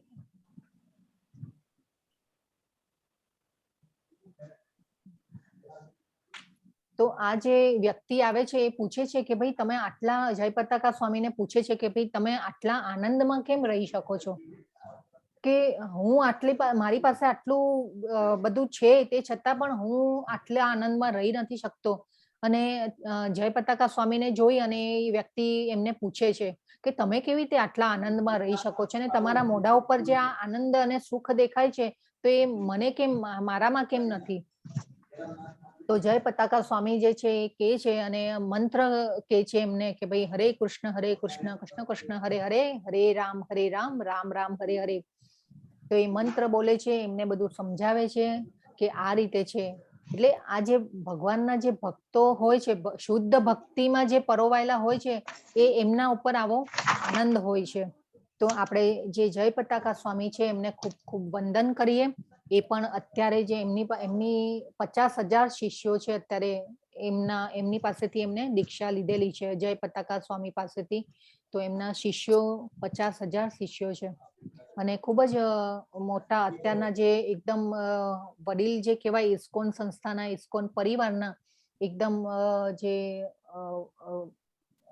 આપણે કહેવાય કે આચાર્ય તો એ તેઓ છે જય પતાકા સ્વામી. તો પોઈન્ટ એ છે કે ભગવાનની ભક્તિમાં હોય એ વ્યક્તિ હંમેશા આનંદમાં હોય છે અને આપણે શરીર નથી એ ક્યારે ભૂલી શકાય કે ભાઈ આપણે આધ્યાત્મિકતા તરફ આગળ વધીએ તો આપણે એ કરી શકીએ. તો કોઈ પણ પરિસ્થિતિમાં આપણે ભય અને શોક કરવાનો નથી. તો આ વસ્તુ જે છે એ આપણે સમજવા છે. મદ ભક્તિમ લભતે પરામ. મદ ભક્તિમ એટલે મારી ભક્તિમાં જે મારી ભક્તિની અવસ્થામાં જે પરોવાયેલા છે તે મારી પરામ એટલે કે મારી ગતિ એટલે પરમ ગતિને પામે છે. પછી છે 55મો શ્લોક. ભગવાન કે છે મને કેવળ ભક્તિ દ્વારા જ પૂર્ણ પુરુષોત્તમ પરમેશ્વર તરીકે મૂળ રૂપે જાણી શકાય છે અને આવી ભક્તિ વડે જ્યારે મનુષ્ય મારી પૂર્ણ ચેતનામાં હોય છે ત્યારે તે વૈકુંઠ જગતમાં પ્રવેશ કરી શકે છે. તો હવે ભગવાને 52 થી 56 શ્લોક 52 થી 66 શ્લોકમાં ભગવાને આખી ગીતાનો સાર કીધો છે અને એ પછીના જે શ્લોકો છે એ સંજયજી બોલે છે.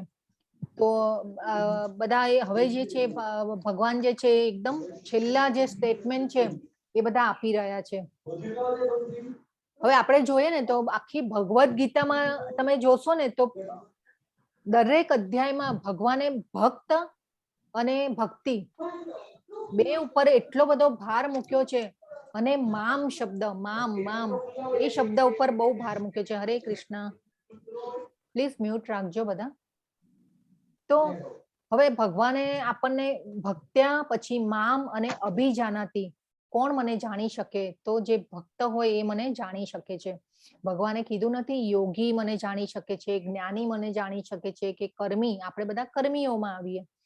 તો ભગવાને તો એકચ્યુઅલી તો ભગવાને આપણને એક અધ્યાયમાં કહી દીધું કે બધા જ રસ્તાઓ છે મને પામવા માટેના, બધા જ રસ્તા સારા છે પણ ભક્તિ યોગ જે છે એ ખૂબ સરળ છે આપણા માટે કરવા માટે. અને ભક્તિ યોગ દ્વારા આપણા નિયત કર્મો કરતા રહીને પણ તું વૈકુંઠને પામી શકીશ. ભગવાને આપણને કહી દીધું બધા અધ્યાયોમાં બધી જ રીતે સમજાવ્યું કે તું કઈ રીતે મારી ભક્તિ કરીશ, કે ભાઈ તું યોગ કરીશ, જ્ઞાન લઈશ, પણ તે છતાં પણ બધું જ ભગવાને કીધું કે બધું જ સારું છે, બધું જ કહ્યું છે, પણ આ રસ્તામાં ઉબડ ખાબડ છે, આ રસ્તે તું આવીશ તો પથ્થર પડ્યા હશે. એટલે આ રીતે આપણને ભક્તિ યોગ જે છે એકદમ ખૂબ સહેલો રસ્તો બતાવી દીધો છે ભગવાને. તો આવી ભક્તિ વડે જયારે મનુષ્ય ભગવાન કહે છે કે મારી પૂર્ણ ચેતનામાં હોય છે તો એ વૈકુંઠ જગતમાં પ્રવેશ કરી શકે છે. એટલે આપણે ટાર્ગેટ જે છે આપણો ઓલવેઝ ગોલોક ધામનો આપણે રાખવાનો છે અને ભગવાનની રાસલીલામાં સંમેલિત થવાનું છે. એ આપણે ઓલવેઝ ટાર્ગેટ આપણો હોવો જોઈએ. એટલે આ ભગવાન તમે જો એવરી અધ્યાય જોશો ને ભક્ત અને ભક્તિ બે ઉપર ભગવાને એટલું બધું હાઇલાઇટ કર્યું છે. એટલે આપણે આ વસ્તુ ખૂબ માઇન્ડમાં એકદમ સમજવાનું છે કે આપણે ભક્ત બનવાનું છે, શુદ્ધ ભક્તિમાં ઉપર આવવાનું છે અને ભગવાનનું શરણ લેવાનું છે. બસ આટલું સમજી જઈશું તો આપણો બેડો પાર થઈ જવાનો છે. પછી અહીંયા હની બોટલ એન્ડ હની બી. હવે જે માખી હોય એને જો મધનો સ્વાદ લેવો હોય તો એને જે ઉપર જે મધ જે છે એ લઈ શકે, પણ થોડું જ બોટલમાં નીચે એને પાછું નીચે પણ જવું પડે.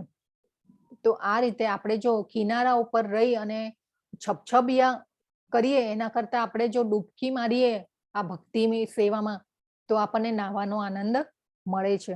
તો એ આપણે માણી શકીએ.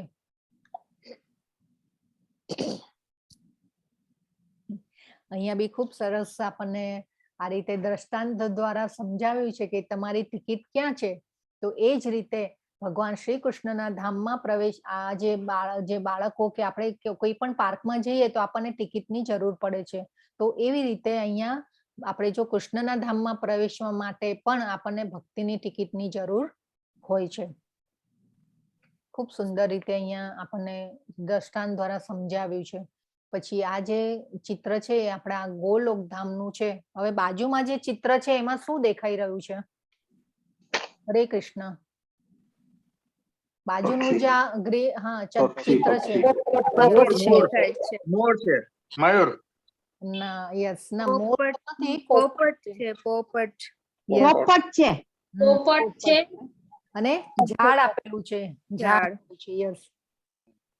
તો હવે પોપટ જે છે એ ઝાડ ઉપર બેસેલો છે, તો આપણે કેવી રીતે જોઈ શકીએ? હવે પહેલા તો પોપટનો કલર પણ ગ્રીન હોય અને ઝાડનો કલર પણ ગ્રીન હોય, તો આપણને ખબર કેવી રીતે પડે કે ભાઈ પોપટ છે ઝાડ ઉપર? કેવી રીતે ખબર પડે?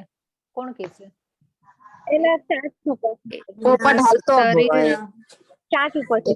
મૂવિંગ છે એ વસ્તુ. ચાંચ, પગ અને Yes. અવાજ. બરાબર છે. યસ.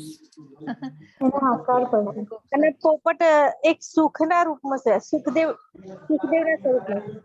એના અવાજ પરથી બરાબર છે. નહીં, એકચ્યુઅલી આપણે જો ઝાડ આપણે દૂરથી જોઈ શકીએ, દૂરથી ન જોઈ શકીએ કે ભાઈ પોપટ ઝાડ ઉપર બેઠેલો હોય, બરાબર છે. પણ આપણે જ્યારે એની નજીક જઈએ તો ઝાડની નજીક જોઈએ તો ખબર પડે કે ત્યાં પોપટ બેઠેલો છે. આપણે દૂરથી જોઈ શકતા નથી. એવી રીતે આપણે કેસા ઉપર છબછબિયા મારવાના નથી. આપણે શું કરવાનું છે? નજીક જવાનું છે, ભક્તિની નજીક જવાનું છે, ભક્તિ સેવાની નજીક જવાનું છે અને ડૂબકી મારવાની છે. તો એકચ્યુઅલી પ્રભુપાદ ખૂબ સરસ રીતે સમજાવે છે કે આ બીજી રીતે આપણે સમજવું હોય તો જે પક્ષી જે છે, પક્ષી અને વૃક્ષ હંમેશા અલગ અલગ છે. એટલે કે આત્મા અને પરમાત્મા બે અલગ અલગ છે. એટલે કે સોલ અને સુપર સોલ. તો આપણે એ રીતે પણ સમજી શકીએ.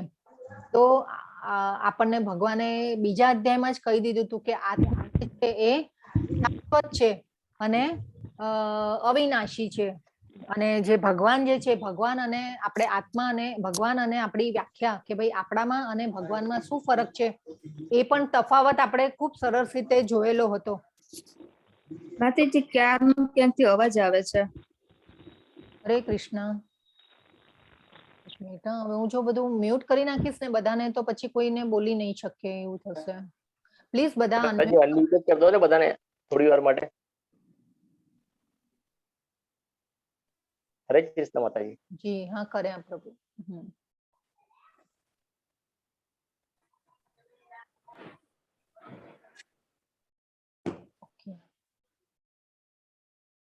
તો આપણે આત્મા અને પરમાત્મા એટલે કે શક્તિ અને શક્તિમાન બેઉ અલગ હોય છે.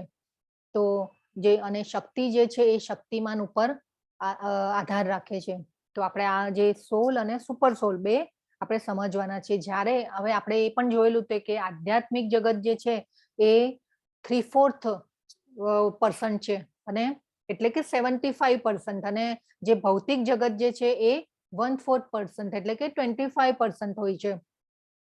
તો અહીંયા કરતા પણ આધ્યાત્મિક જગતમાં વસ્તી વધારે છે, પોપ્યુલેશન વધારે છે. જ્યારે આપણે ભગવાનના ધામમાં જઈએ છીએ તો આપણને આધ્યાત્મિક શરીર મળે છે, અને આધ્યાત્મિક શરીર મળે છે તો ત્યારે આપણે આ જે જન્મ, મૃત્યુ, જરા અને વ્યાધિ જે છે એ આવતા નથી. ત્યાં આપણે ઓલવેઝ નવયુવાન રહેતા હોઈએ છીએ આધ્યાત્મિક શરીરમાં. પછી છે કે ત્યાં આનંદ પણ ખૂબ જ હોય છે. સત, ચિત્ત અને આનંદ આપણે જોયેલું. તો સત એટલે શાશ્વતતા, ચિત્ત એટલે જ્ઞાન, અને આનંદ એટલે પરમાનંદ. તો જો આપણે આ ટાર્ગેટ રાખીએ ગોલોક ધામમાં જવાનું, તો આપણે હંમેશા માટે આપણને સત, ચિત્ત અને આનંદમાં રહીએ છીએ. એકચ્યુઅલી ત્યાં જે છે એ ત્યાં દિવસ રાત થતા નથી, જન્મ મૃત્યુ પણ નથી, અને મૈથુન પણ નથી. એટલે આ જે છે દિવસ રાત એટલે થતા નથી. તો અને સ્વરક્ષણની તો જરૂર જ હોતી નથી ત્યાં. આપણે જે અહીંયા છીએ એ આપણે ભૌતિક જગતમાં આપણને જે આપણા કર્મો દ્વારા આપણને નવો જન્મ મળતો હોય છે, અને પાછું નવા કપડાં પહેરતા હોઈએ છીએ, કર્મના બંધનોમાં ફસાતા હોઈએ છીએ. તો એમાંથી બહાર નીકળી અને ભક્તિ સેવા કરી અને આપણે સીધા ગોલોક ધામમાં જવાનું છે. તો આ જો આપણે ટાર્ગેટને સમજી લઈશું તો આપણે એકચ્યુઅલી ત્યાં જવાની તૈયારી કરવી જોઈએ, અને એ આપણને અભ્યાસ દ્વારા આપણે થઈ શકશે, એ પણ આપણને ભગવાને કીધું છે. હવે જે 58મો શ્લોક છે એમાં ભગવાન કે છે મત ચિત્ત સર્વ દુર્ગાણી મત પ્રસાદાત તરિષ્યસી અથ ચેત્વમ મહંકારન શ્રોષ્યસી વિનક્ષ્યસી. તો હવે મત ચિત્ત કીધું, ભગવાને કીધું મારામાં ચિત્ત રાખ. આપણે એ પણ જોયું કે આખી ભગવદ્ ગીતામાં મામ મામ અને મારામાં ચિત્ત શબ્દ ઘણીવાર ભગવાને દોહરાવ્યો છે. તો કળિયુગમાં જે છે ભગવાનના નામ ગુણ રૂપ લીલા એમાં અને ભગવાનના શબ્દમાં ભગવાન પોતે જ છે. એટલે આપણે જે સંસાર રૂપી જે કિલ્લો જે છે, દુર્ગ એટલે કિલ્લો, તો આ જે કિલ્લામાં આપણે ફસાયેલા છીએ તો એમાંથી બહાર નીકળવાનું છે. તો ભગવાન કે છે જો તું મારામાં ભાવના ભાવિત થઈશ તો તું મારી કૃપાથી, જો મત પ્રસાદાત એટલે મારી કૃપાથી બદ્ધ જીવનના સર્વ વિઘ્નોને ઓળંગી જઈશ. પરંતુ જો મિથ્યા અહંકાર વશ તું આવી ચેતનામાં કાર્ય કરીશ નહીં અને મારી વાત સાંભળીશ નહીં તો તું નષ્ટ થઈ જઈશ. કેવું ભગવાન હવે તો ઠપકો પણ આપ્યો પ્રેમથી. પહેલા તો બધા અધ્યાયોમાં પ્રેમથી સમજાવ્યા, હવે આ લાસ્ટ અધ્યાય, હવે જો ગીતાનું કન્ક્લુડ થવા આવી રહ્યું છે અને ભગવાને કીધું કે તું સાંભળીશ નહીં અને મારી ચેતનામાં કાર્ય કરીશ નહીં તો તું નષ્ટ થઈ જઈશ, વિનક્ષ્યસી. એટલે આ ખૂબ જ મહત્વનું છે. ભગવાને આપણને ચોખ્ખું કહી દીધું, અહીંયા ઠપકો આપી દીધો છે હવે તો ભગવાને, કે અહીંયા જે આ ગાયની ખરી જે બતાવી છે એ ગાય જયારે માટી ભીની હોય કે ભાઈ ક્યાંક જતા હોય તો ગાયની જે ખરી પડે તો ખાડો નાનો હોય, પછી જે આ સમુદ્ર જે છે એ વિશાળ હોય છે. તો જો આપણે ભક્તિ સેવામાં આપણે સંલગ્ન થઈશું તો આપણને આ જે ખાડો જે છે વારે વારે આપણા જીવનમાં પરિસ્થિતિઓ એવી ભયજનક ને ક્ષતિજનક આવતી હોય છે, તો આવા જે મોટા ખાડાઓને પણ, સમુદ્ર જેવા વિશાળ ખાડાઓને પણ આપણે પાર કરી શકીશું. નહીં તો ભગવાન કહે છે કે તું નષ્ટ થઈ જઈશ મારી વાત નહીં સાંભળશે તો. નષ્ટ થવું એટલે અહીંયા ભગવાને શું કીધું પાછું, કે નષ્ટ થવું એટલે શું? આપણે જે 84 લાખ યોની સમજ્યા છીએ કે 84 લાખ યોનીમાં આપણું પતન થશે જો આપણે આ વસ્તુ નહીં સમજીએ તો આપણી ચેતના પણ ખરાબ થતી જાય. એ સાયકલ છે એકચ્યુઅલી, આપણા જે કર્મોની સાયકલ છે ને એમાંથી આપણું પતન થવા દેવાનું નથી. આપણે ધીરે ધીરે સત્વગુણમાં અને પછી શુદ્ધ સત્વમાં આવવાનું છે. એટલે આ જે જન્મ મરણના ચક્રો જે છે નષ્ટ થવાનું, એટલે ભગવાને કહ્યું છે કે જે જન્મ મરણના ચક્રોમાં જે ફસાય છે અને એના દ્વારા તું નષ્ટ થાય છે એ નષ્ટ થવામાંથી તારે બચવાનું છે. અને આ રીતે ભગવાન આપણને સમજાવી રહ્યા છે. ખૂબ ઠપકો આપ્યો, ક્યારેક પ્રેમથી સમજાવ્યા, આપણને ખૂબ સરસ રીતે સમજાવ્યા. અને ભગવાન કહે છે કે તું જયારે મારી શુદ્ધ ભક્તિમાં જો સંલગ્ન થઈશ તો ભગવાન, આપણે આ પહેલા પણ જોયેલું કે કેવા નીચા વળીને ભવસાગરમાંથી આપણને બચાવવા આવે છે ભગવાન. અને આ ઘણા ખરા તમારામાંથી પણ માર્ક કરેલું હશે કે ક્યારેક એવી શક્તિ હોય છે કે જે આપણને મદદ કરતી હોય છે. ભગવાનની આવી શક્તિ આપણને કોઈ વસ્તુ દ્વારા કે કોઈ એવી અનુભૂતિ દ્વારા ભગવાન આપણને કરાવતા હોય છે. પછી 61મા શ્લોકમાં કહે છે, હે અર્જુન, પરમેશ્વર જીવ માત્રના હૃદયમાં વસે છે અને ભૌતિક શક્તિના બનેલા યંત્ર પાર આરૂઢ થયેલા સર્વ જીવોને પોતાની માયાથી ભ્રમણ કરાવી રહ્યા છે. હવે આપણે અહીંયા ભગવાને કીધું ઈશ્વરઃ સર્વભૂતાનામ હૃદયેર્જુન તિષ્ઠતિ. ઈશ્વર સર્વભૂતાનામ, પરમેશ્વર જીવ માત્રના હૃદયમાં વસે છે. આપણે 15મા અધ્યાયમાં પણ જોયું કે મમૈવાંશો જીવલોકે જીવભૂત સનાતનઃ, એટલે પ્રત્યેક અંશ મારો જીવ છે અને એ સનાતન છે. સનાતન એટલે કે અવિનાશી, કે જે ક્યારેય મૃત્યુ પામતો નથી. આત્મા જે છે એ ક્યારેય હણાતો નથી. આપણને ગુણધર્મોમાં આપણે બીજા અધ્યાયમાં જોયું હતું કે એ ક્યારેય હણાતો નથી કે ક્યારેય નાશ પામતો નથી. આપણું જે અસ્તિત્વ જે છે એ સનાતન છે, પણ આ વસ્તુ આપણે ભૂલી ગયા છીએ. એ આપણે માયા દ્વારા અને પ્રકૃતિના ગુણો દ્વારા બદ્ધ થયેલા છીએ, એ આપણે ભૂલી ગયા છીએ.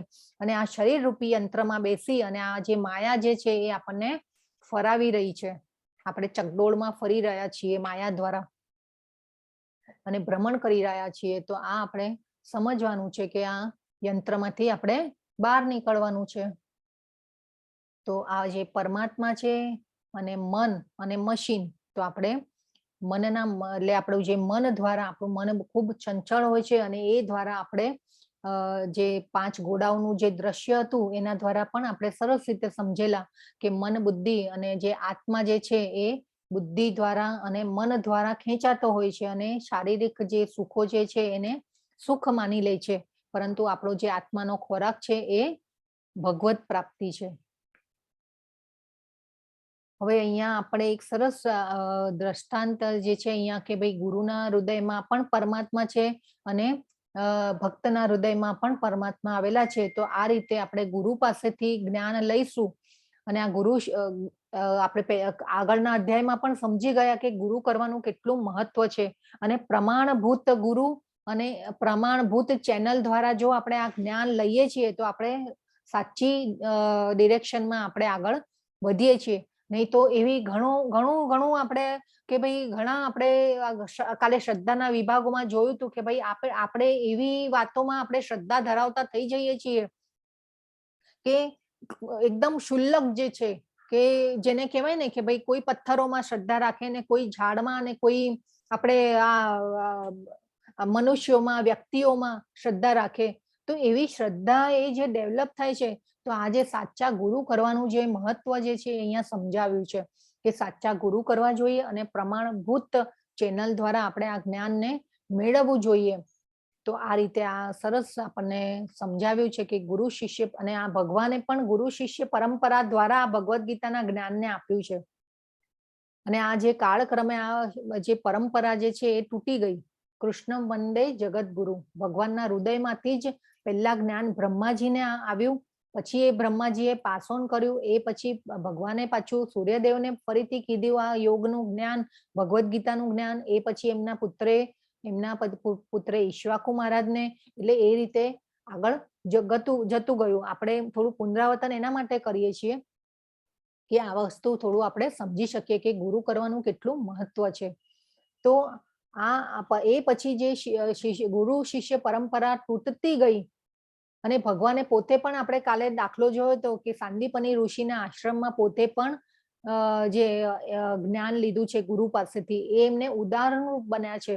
અને આપણે એટલે ગુરુ કરવા જોઈએ અને આ જે આપણે સાચી ડિરેક્શનમાં જો આપણી પાસે જ્ઞાન આવે છે તો આપણે આમાં આગળ ભક્તિ સેવામાં સાચી રીતે આગળ વધી શકીએ છીએ. પછી જે 62મો શ્લોક છે, હે ભારત, સર્વથા સંપૂર્ણપણે તેમના જ શરણ જા, તેમની કૃપાથી તું પરમ શાંતિ થતા સર્વોપરી સનાતન ધામ પ્રાપ્ત કરીશ. એટલે આપણે ગુરુના શરણે જવું જોઈએ એવું ભગવાન આપણને કહી રહ્યા છીએ. તો અહીંયા આપણે આ દ્રશ્ય પહેલા પણ જોયું હતું. આ શેનું છે દ્રશ્ય? હરે કૃષ્ણ.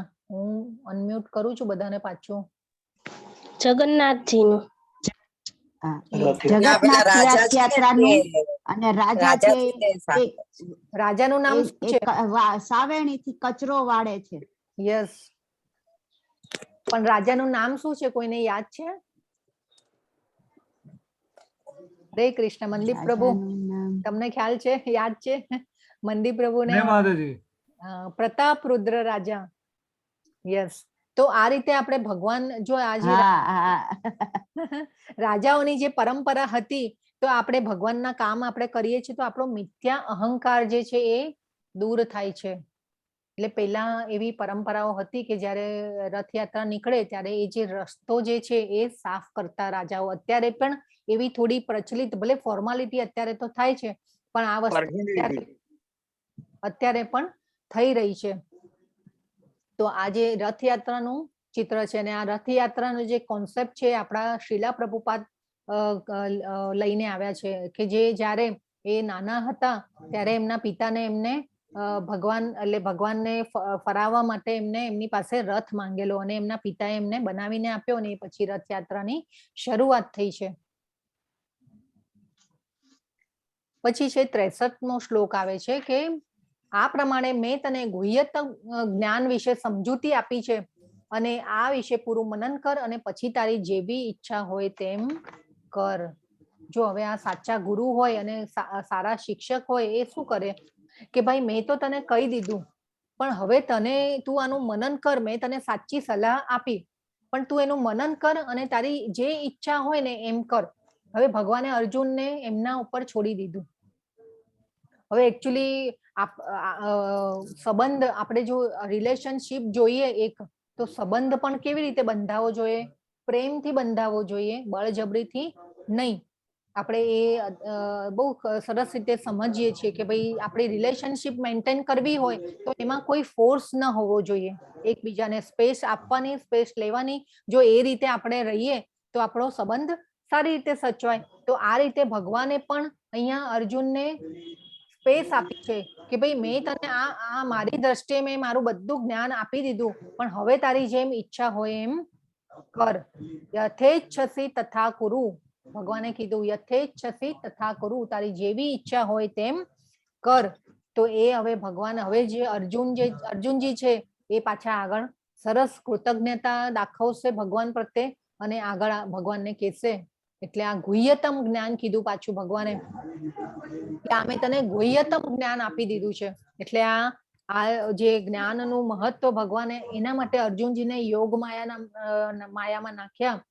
અને યોગ માયામાં નાખી અને આજે કાળક્રમે પરંપરા તૂટી ગઈ હતી એટલા માટે ભગવાને ભગવદ ગીતાનું જ્ઞાન આપ્યું અર્જુનજીને, અને એ જ્ઞાન અર્જુનજી દ્વારા આપણી પાસે આવ્યું. એટલે આપણે પણ ભગવાનને આજીજી કરવી જોઈએ કે ભાઈ તમે આટલું સરસ જ્ઞાન અમારા માટે આપ્યું છે. એટલે આપણે ભગવાનનો આભાર માનવો જોઈએ અને કૃતજ્ઞતા દાખવવી જોઈએ. પછી ભગવાન કહે છે કે માતાજી હરે કૃષ્ણ, બહુ અવાજ આવે છે. હરે કૃષ્ણ. મંદીપ પ્રભુ જરાક મ્યુટ કરી દો ને બધાને હમણાં. મારાથી થતું નથી. ઓકે થઈ ગયું.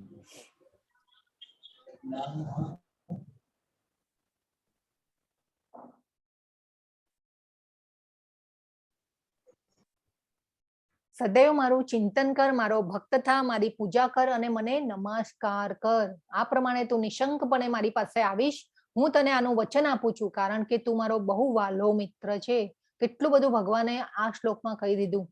મારું ચિંતન કર સદૈવ. સદૈવ પહેલા પણ આપણને ભગવાને કીધું કે નિત્ય અભ્યાસ કર.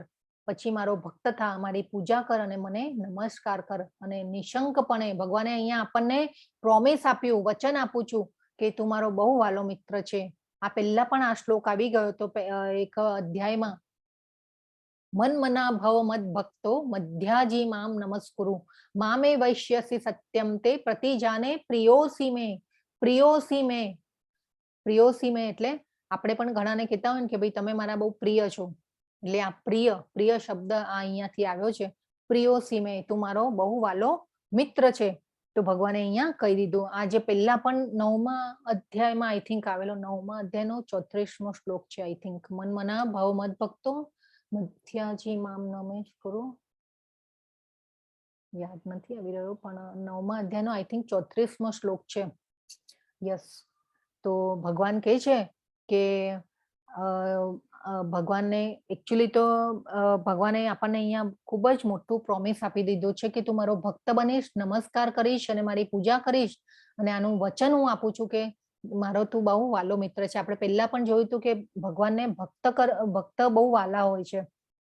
જો આપણે ભગવાનના ભક્ત બનીશું તો આપણે ભગવાન તરફ આપણે એક ડગલું ચાલીશું તો ભગવાન 10 ડગલા આગળ ચાલવા તૈયાર છે. ભગવાન બહુ ખૂબ જ દયાળુ છે અને આ કરવાથી શું થશે?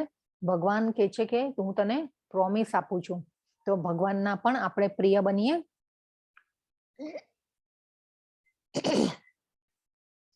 તો અહીંયા આપણને ભગવાનના જે ભગવાન માટે આપણે શું કરી શકીએ? તો ચેન્ટિંગ, ઓફરિંગ, આપણે ભક્તિમાં આગળ વધવા માટે વર્શિપિંગ, નમસ્કાર આ કરવું જોઈએ. આનું મહત્વ આપણે કાલના અધ્યાયમાં પણ ખૂબ સરસ રીતે અને અત્યાર સુધીના અધ્યાયોમાં આપણે બહુ સરસ સમજ્યા છીએ. પ્રભુપાદ જે છે, શ્રીલા પ્રભુપાદ જો કેવા સરસ રીતે આખા લાકડીની જેમ સૂઈ અને નમસ્કાર કરે છે ભગવાનને.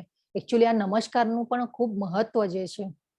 નમસ્કાર આપણે વંદન જેમ જેમ ભગવાનને નમસ્કાર કરતા જઈશું એમ એમ આપણો મિથ્યા અહંકાર ઓછો થતો જશે. આપણે જે મિથ્યા અહંકારમાં રહીએ છીએ ને કે ભાઈ જે આપણો આઈ જે છે હું એ ઓછો થતો જશે. મિથ્યા અહંકાર એ આપણા ઓછા થતા જશે. તો આ આપણે એક ખૂબ સરસ સમજવું જોઈએ. અને આ બધા જે અહીંયા રસ્તા બતાવ્યા છે કે ભાઈ ભગવાનની પૂજા કરવી, વર્શિપ કરવું, ભોગ ધરાવવો, ભગવાનનું નામ જપ સ્મરણ કરવું, તો એ ખૂબ સરળ રસ્તો બતાવ્યો છે આપણને. અને આ બધું પોસિબલ પણ છે જો આપણે એકવાર નક્કી કરી લઈએ અને આપણે એક દ્રઢ નિશ્ચય કરીએ તો આ થાય જ છે. અને આપણે પહેલા વાત કરી ને કે ભાઈ એક દિવસ પણ જો જપ માળા વગર કે જપ આ કર્યા વગરનો જાય તો આપણે જે પેલો શ્લોક હતો ને એ યાદ કરવાનો. અને આપણે આ એડવાન્સમાં આપણે ઘણીવાર તો શું કે એડવાન્સમાં ટિકિટ બુક કરાવતા હોઈએ છે ને કે ભાઈ કોઈ આપણે ક્યાંક જવાનું હોય તો આપણે કેવી એડવાન્સમાં ટિકિટ બુક કરાવીએ કે ભાઈ આપણને રિઝનેબલમાં થઈ જાય. એવી રીતે આપણે પ્લાનિંગ કરતા હોઈએ છીએ. તો આપણે અહીંયા ટિકિટ બુક કરાવવાની છે. ક્યાં જવાની ટિકિટ બુક કરાવવાની છે? હરે કૃષ્ણ. કોણ કહેશે? યસ, ગૌલોકધામ જવાની. બતાવો. હવે તો આ એકદમ ફિટ થઈ જવું જોઈએ. આપણે જોઈએ. યસ. તો હવે જે ભગવાન જે છે અમારા ટીચર એવા છે.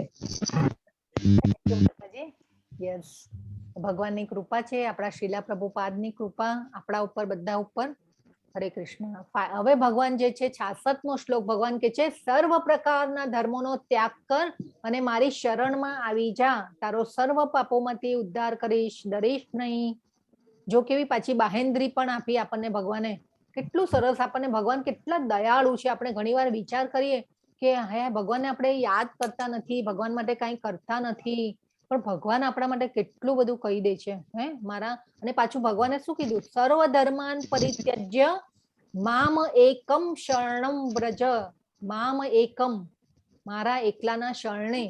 ભગવાને કીધું નથી કે ભાઈ કાલના આપણે કીધું ને કે ભાઈ જાત જાતની શ્રદ્ધા હોય કે ભાઈ આપણે કોઈ વ્યક્તિમાં શ્રદ્ધા ધરાવતા હોય, કોઈ એવા દેવી દેવતાઓમાં શ્રદ્ધા ધરાવતા હોઈએ, પણ અહીંયા ભગવાને શું કીધું?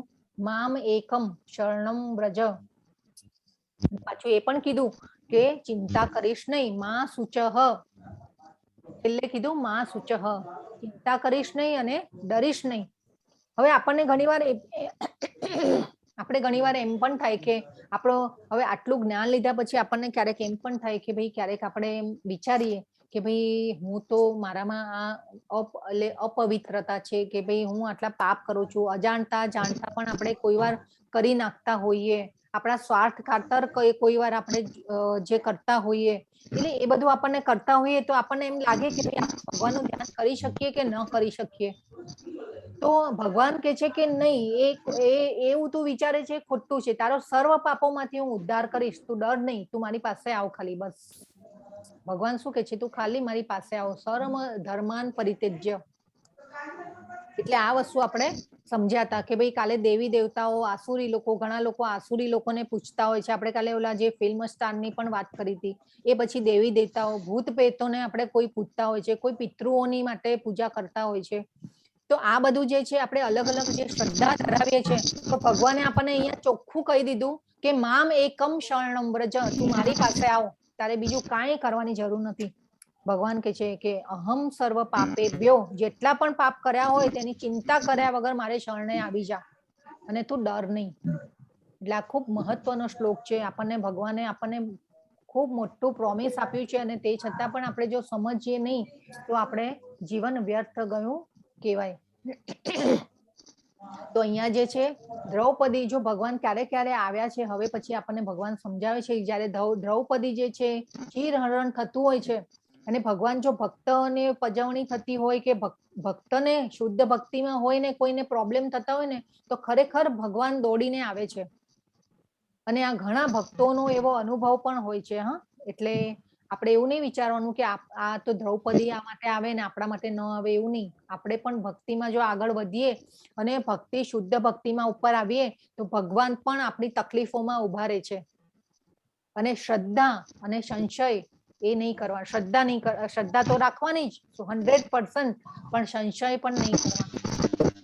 તો આ રીતે ભગવાન પણ ભાવના ભૂખ્યા હોય છે. અને આ દ્રૌપદીનું જ્યારે છેલ્લે કોઈએ એમને સહારો નહીં આપ્યો, પોતે જાતે મહેનત કરી અને એ પછી પણ એમને એમ લાગ્યું કે હવે મારાથી નહીં થઈ શકે, ત્યારે ભગવાનને ગોવિંદ ગોવિંદ કરીને બોલાવે છે અને ભગવાન દોડીને આવે છે. એટલે આ રીતે આપણે પણ સમજવાનું છે કે આપણા માટે પણ આવશે, પણ આપણે એટલી શરણાગતિ લેવાની છે ભગવાનની. ભગવાને આપણને કીધું હતું કે જે પ્રમાણે તું મને જેવી રીતે શરણાગત થઈશ તેવી રીતે હું તને ફળ આપીશ. એટલે આપણે આ બહુ મહત્વનો પોઈન્ટ છે કે આપણા માટે પણ આવશે ભગવાન. આપણે કોઈ ચિંતા કરવાની જરૂર નથી, ડરવાની જરૂર નથી. પછી છે ગજેન્દ્ર હાથી. તો ગજેન્દ્ર હાથી જે છે એ પણ એમની પણ હજારો વર્ષની ફાઇટ હતી. પૂર્વજન્મમાં એ રાજા હતા, દેવલોકમાં એ હાથી તરીકે જન્મ્યા છે. અને જ્યારે લાગ્યું કે ભાઈ હવે કોઈ આરો નથી, આની ખૂબ સરસ વર્ણન છે ભાગવતમમાં, અને ભગવાનની પછી સ્તુતિ કરે છે અને પછી ભગવાન બચાવે છે. તો આ રીતે ભગવાનના જે ભક્તો હોય છે એમના માટે ખૂબ, એટલે એવું જો હવે આ આપણે એક વસ્તુ સમજીએ ને કે ભાઈ દેવલોકમાં પણ એ હાથી તરીકે જન્મ આપ્યો, તો આપણી તો શું વાત જ કરવાની કે ભાઈ આપણને તો આગલું જન્મ કેવો મળશે ને શું ખબર આપણને. એટલે આપણે અત્યારથી જ એકદમ કેરફુલ થવાનું છે કે આપણે એટલીસ્ટ આપણે એ કેટેગરીમાં તો ન જ જઈ શકીએ, ન જ જઈએ એટલું તો ખૂબ જ ધ્યાન રાખવાનું છે. જે મનુષ્ય ભક્તોને આ પરમ રહસ્ય બતાવે છે તે શુદ્ધ ભક્તિ પ્રાપ્ત કરે છે અને અંતે તે મારી પાસે પાછો આવશે, એમાં લેશ માત્ર શંકાને સ્થાન નથી. જો હવે અહીંયા ભગવાને પાછું શું કીધું?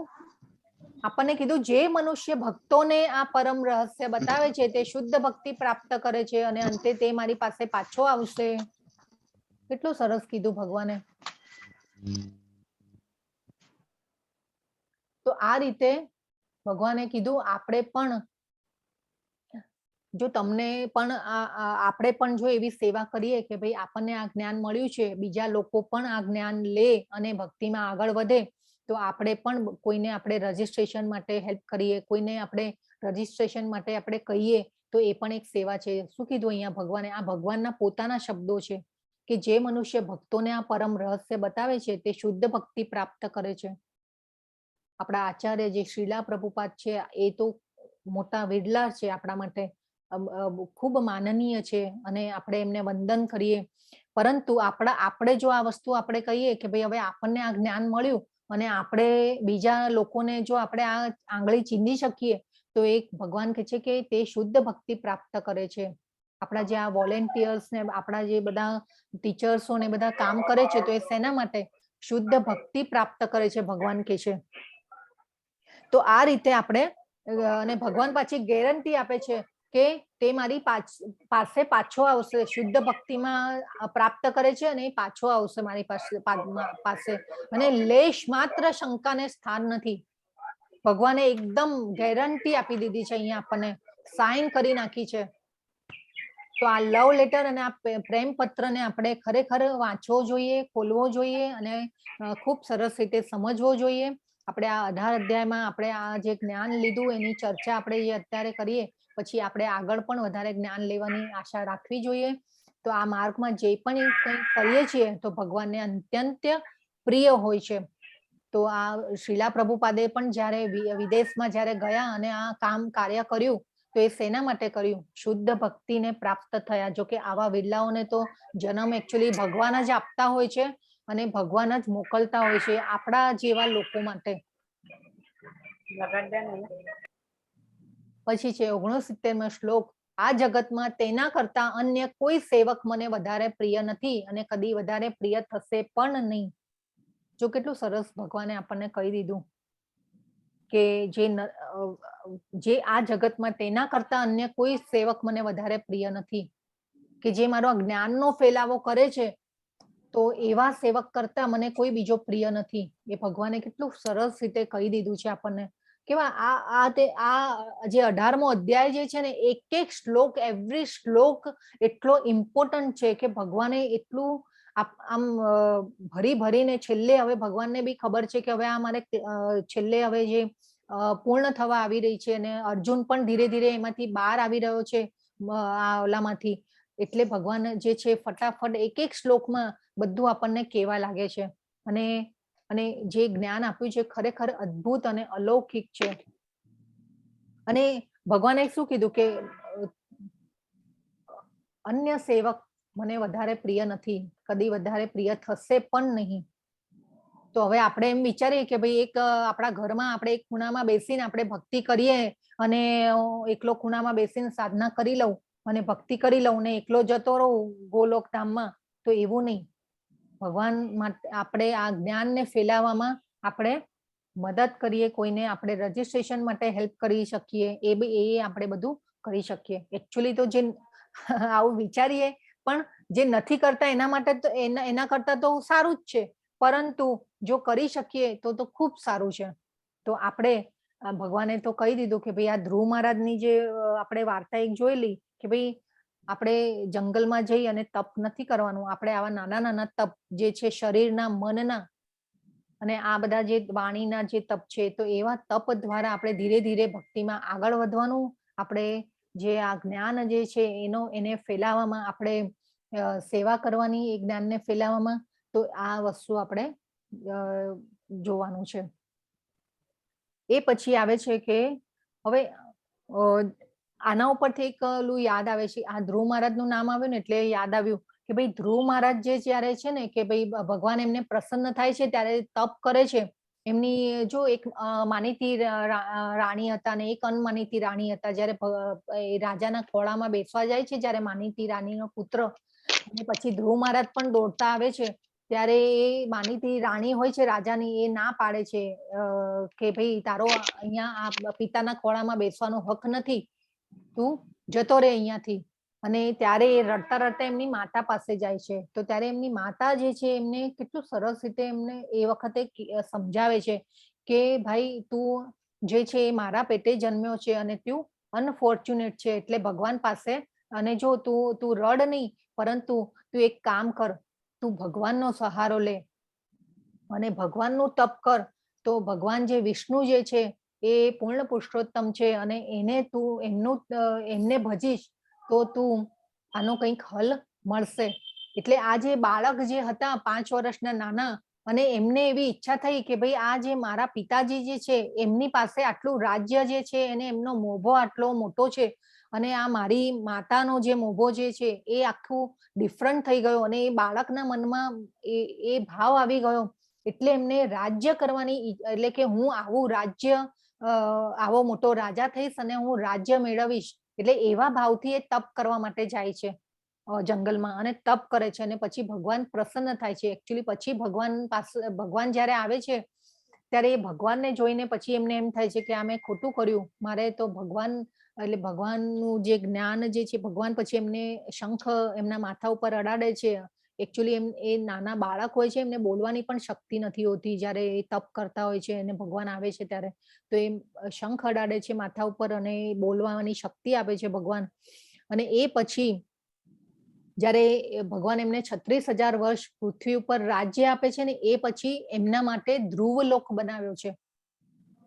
એવી રીતે છે કથા જે છે એ આવી રીતે છે. તો એ 36,000 વર્ષ ભોગવી અને એ પછી જયારે એમને જે વિમાન વિષ્ણુદૂતો લેવા માટે આવે છે ત્યારે તો એ એમની માતાને યાદ કરે છે. તો એમની માતાને શેના માટે યાદ કરે છે કે ભાઈ આ જ્ઞાન જે છે મને પહેલા મારી માતા પાસેથી મળેલું, કે મારી માતાએ મને આ ભક્તિમાં, ભગવાનની ભક્તિ કરવામાં મને મારી માતાએ મને મદદ કરેલી, એટલા માટે હું ભગવાનને પામી શક્યો. તો જયારે એ વિમાન લેવા આવે છે ત્યારે એમની માતાને યાદ કરે છે અને વિષ્ણુદૂતને કહે છે કે નહીં, મારે માતાને પણ સાથે લેવા છે મારી સાથે. તો વિષ્ણુદૂત કહે છે કે નહીં, એમના માટે તો એકચ્યુઅલી અલગ વિમાનની વ્યવસ્થા થઈ છે. એટલે માતાએ એમને આંગળી ચીરેલી આ ભગવાનને પામવા માટે. તો આવી રીતે આપણે પણ આંગળી ચીંધીએ આ ભગવાનના જ્ઞાનને ફેલાવવા માટે. આપણે પણ જોડાયેલા રહીએ, આગળ લેવલ 2 માં પણ આપણે જોડાયેલા રહીએ, સેવાનો લાભ લઈએ, સેવા કરતા રહીએ, તો આપણે ભગવાનને પ્રિય થઈશું.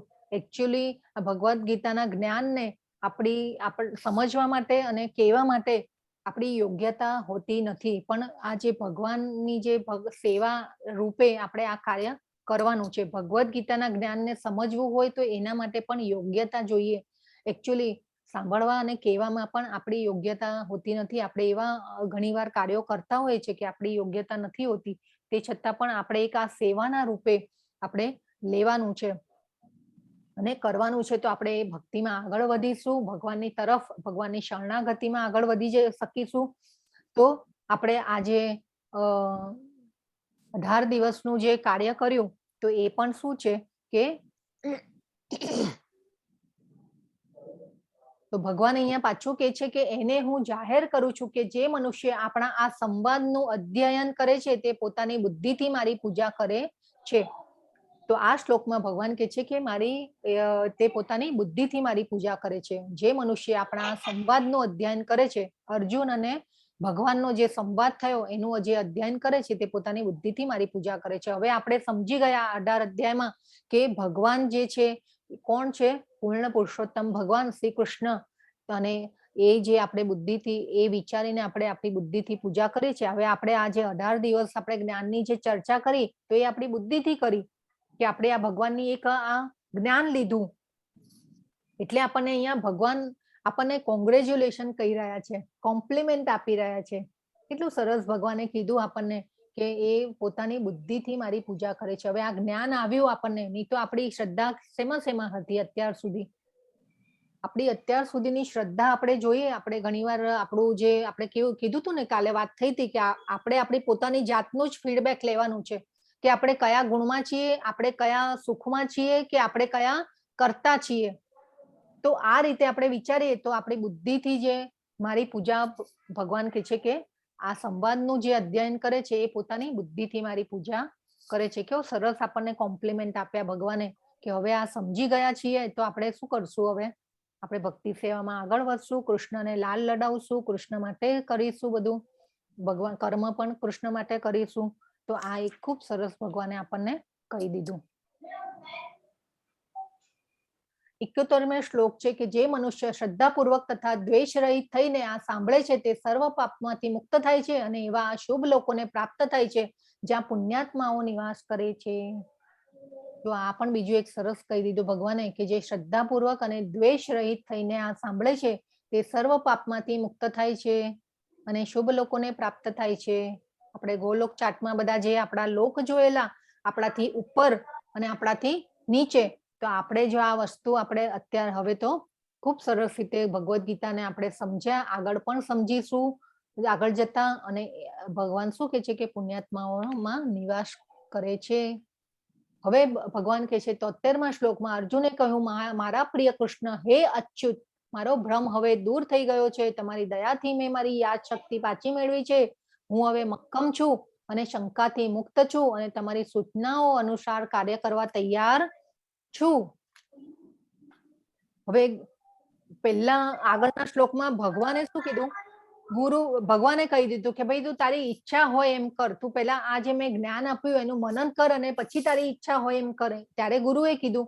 હવે અર્જુનનો વારો આવ્યો, હવે શિષ્યનો વારો આવ્યો.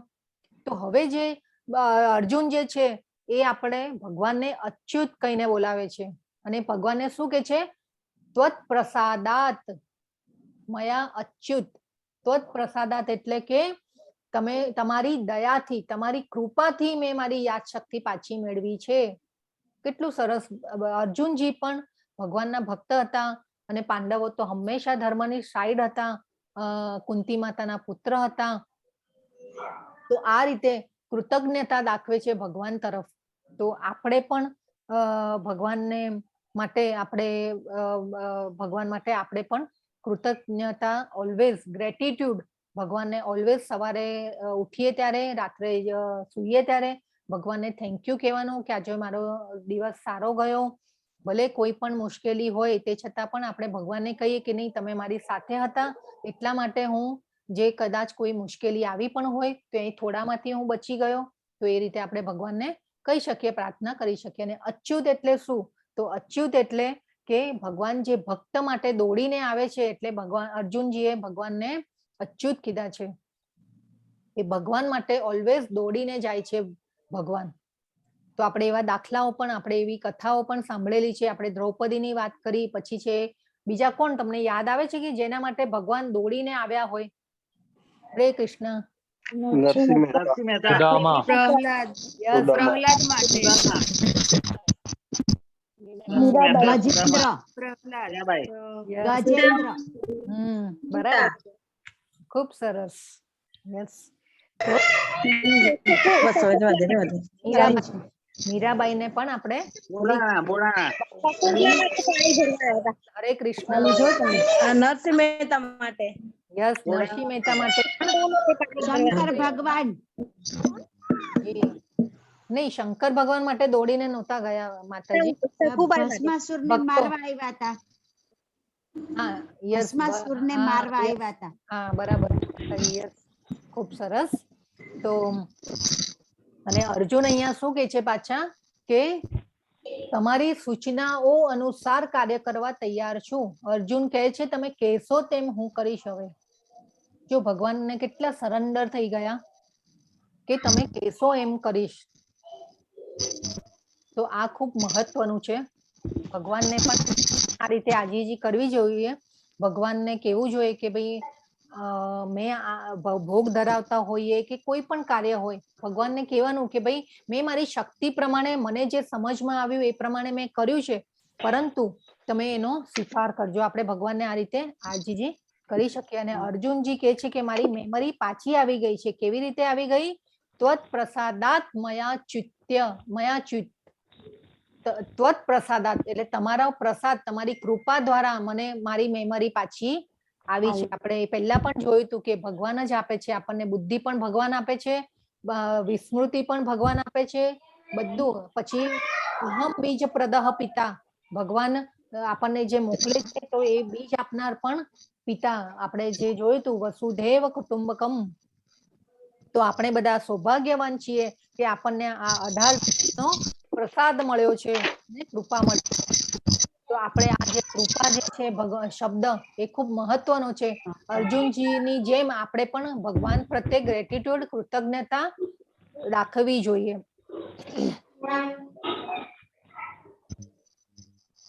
અને અર્જુનજીએ કીધું કે હું શંકાથી પણ મુક્ત થયો છું. ભગવાનને કીધું કે હું શંકાથી પણ દૂર થઈ ગયો. તો આપણી પણ શંકા અહીંયા દૂર થવી જોઈએ. આપણે આ ભગવાનના શબ્દો ઉપર શંકા કરવી ન જોઈએ અને આપણે ભક્તિમાં વધવું જોઈએ.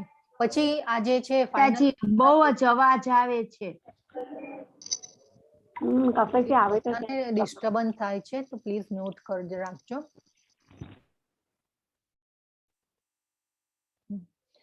તો finally after 45 minutes Geeta Arjun અને 45 મિનિટ પછી અર્જુન જે છે ડિસાઈડ કરે છે અને ફાઇટ કરવા માટે તૈયાર થાય છે.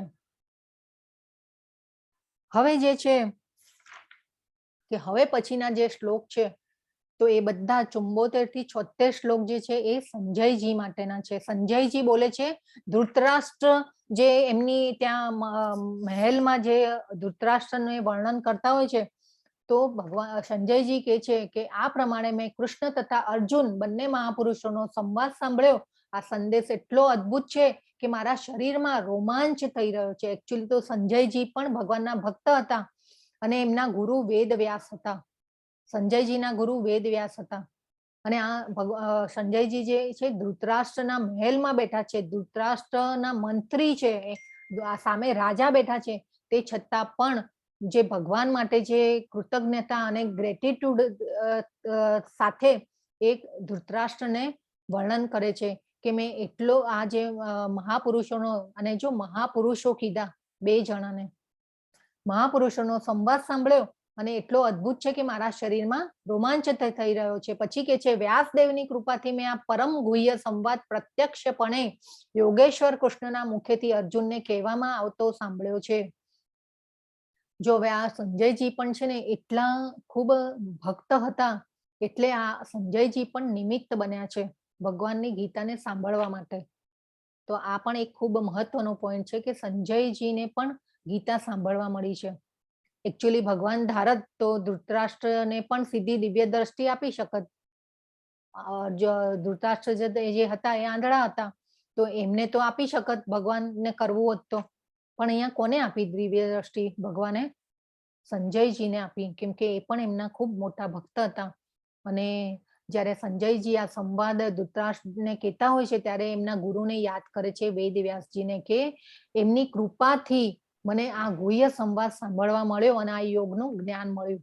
હે રાજા, જ્યારે હું કૃષ્ણ તથા અર્જુન વચ્ચે થયેલા આ અદ્ભુત તથા પવિત્ર સંવાદનું વારંવાર સ્મરણ કરું છું ત્યારે પ્રતિ ક્ષણે હર્ષ વિભોર થઈ જાઉં છું.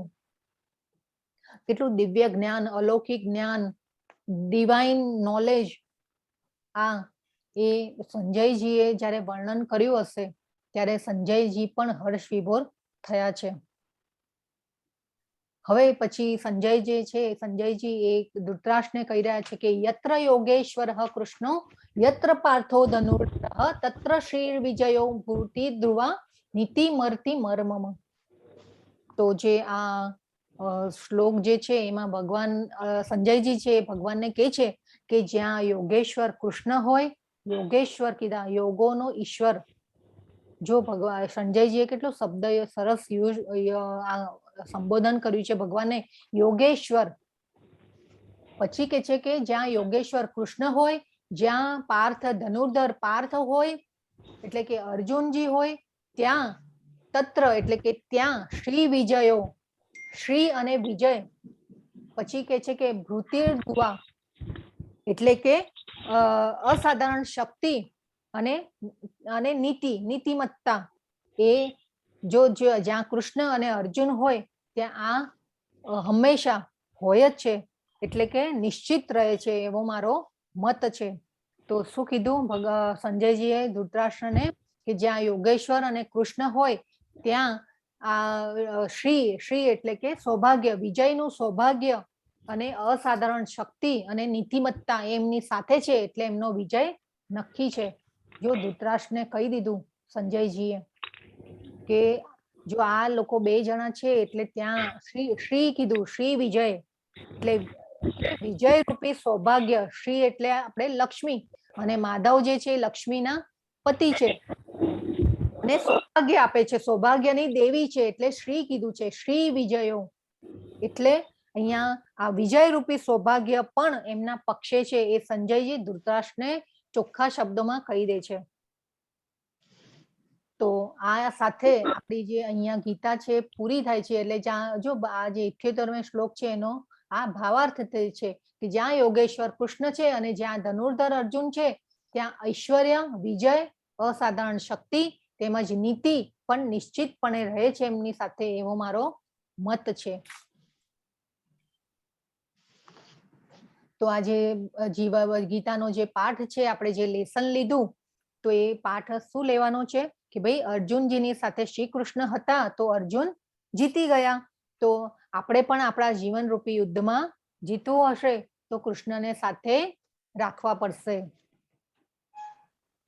તો હવે જે છે આ ઇમ્પોર્ટન્ટ ભગવાને કીધું આપણને કે અર્જુનજીને પણ ભગવાને ભાગવા નતા દીધા. અર્જુનજીને જો એવરી શ્લોકે જ્યારે પણ શ્લોક પૂરો થાય છે ત્યારે ભગવાન અર્જુનને કહે છે કે ઉત્તિષ્ઠ એટલે કે ઉભો થા અને લડ, ઉભો થા અને લડ. એટલે ભગવાને અર્જુનને પણ ભાગવા નથી દીધા, અર્જુનજીને પણ ભાગવા નથી દીધા. અને આ 700 શ્લોકોની આપણે ચાલી છે, 45 મિનિટ્સ ચાલ્યું. આ 700 શ્લોકો જે છે એમની આ જે વાર્તાલાપ જે છે એ ચાલ્યો અને ત્યાં સુધી જે અર્જુનજી જે છે એને ભગવાન સમજાવતા રહ્યા કે તારે ઊભું થવાનું છે અને લડવાનું છે.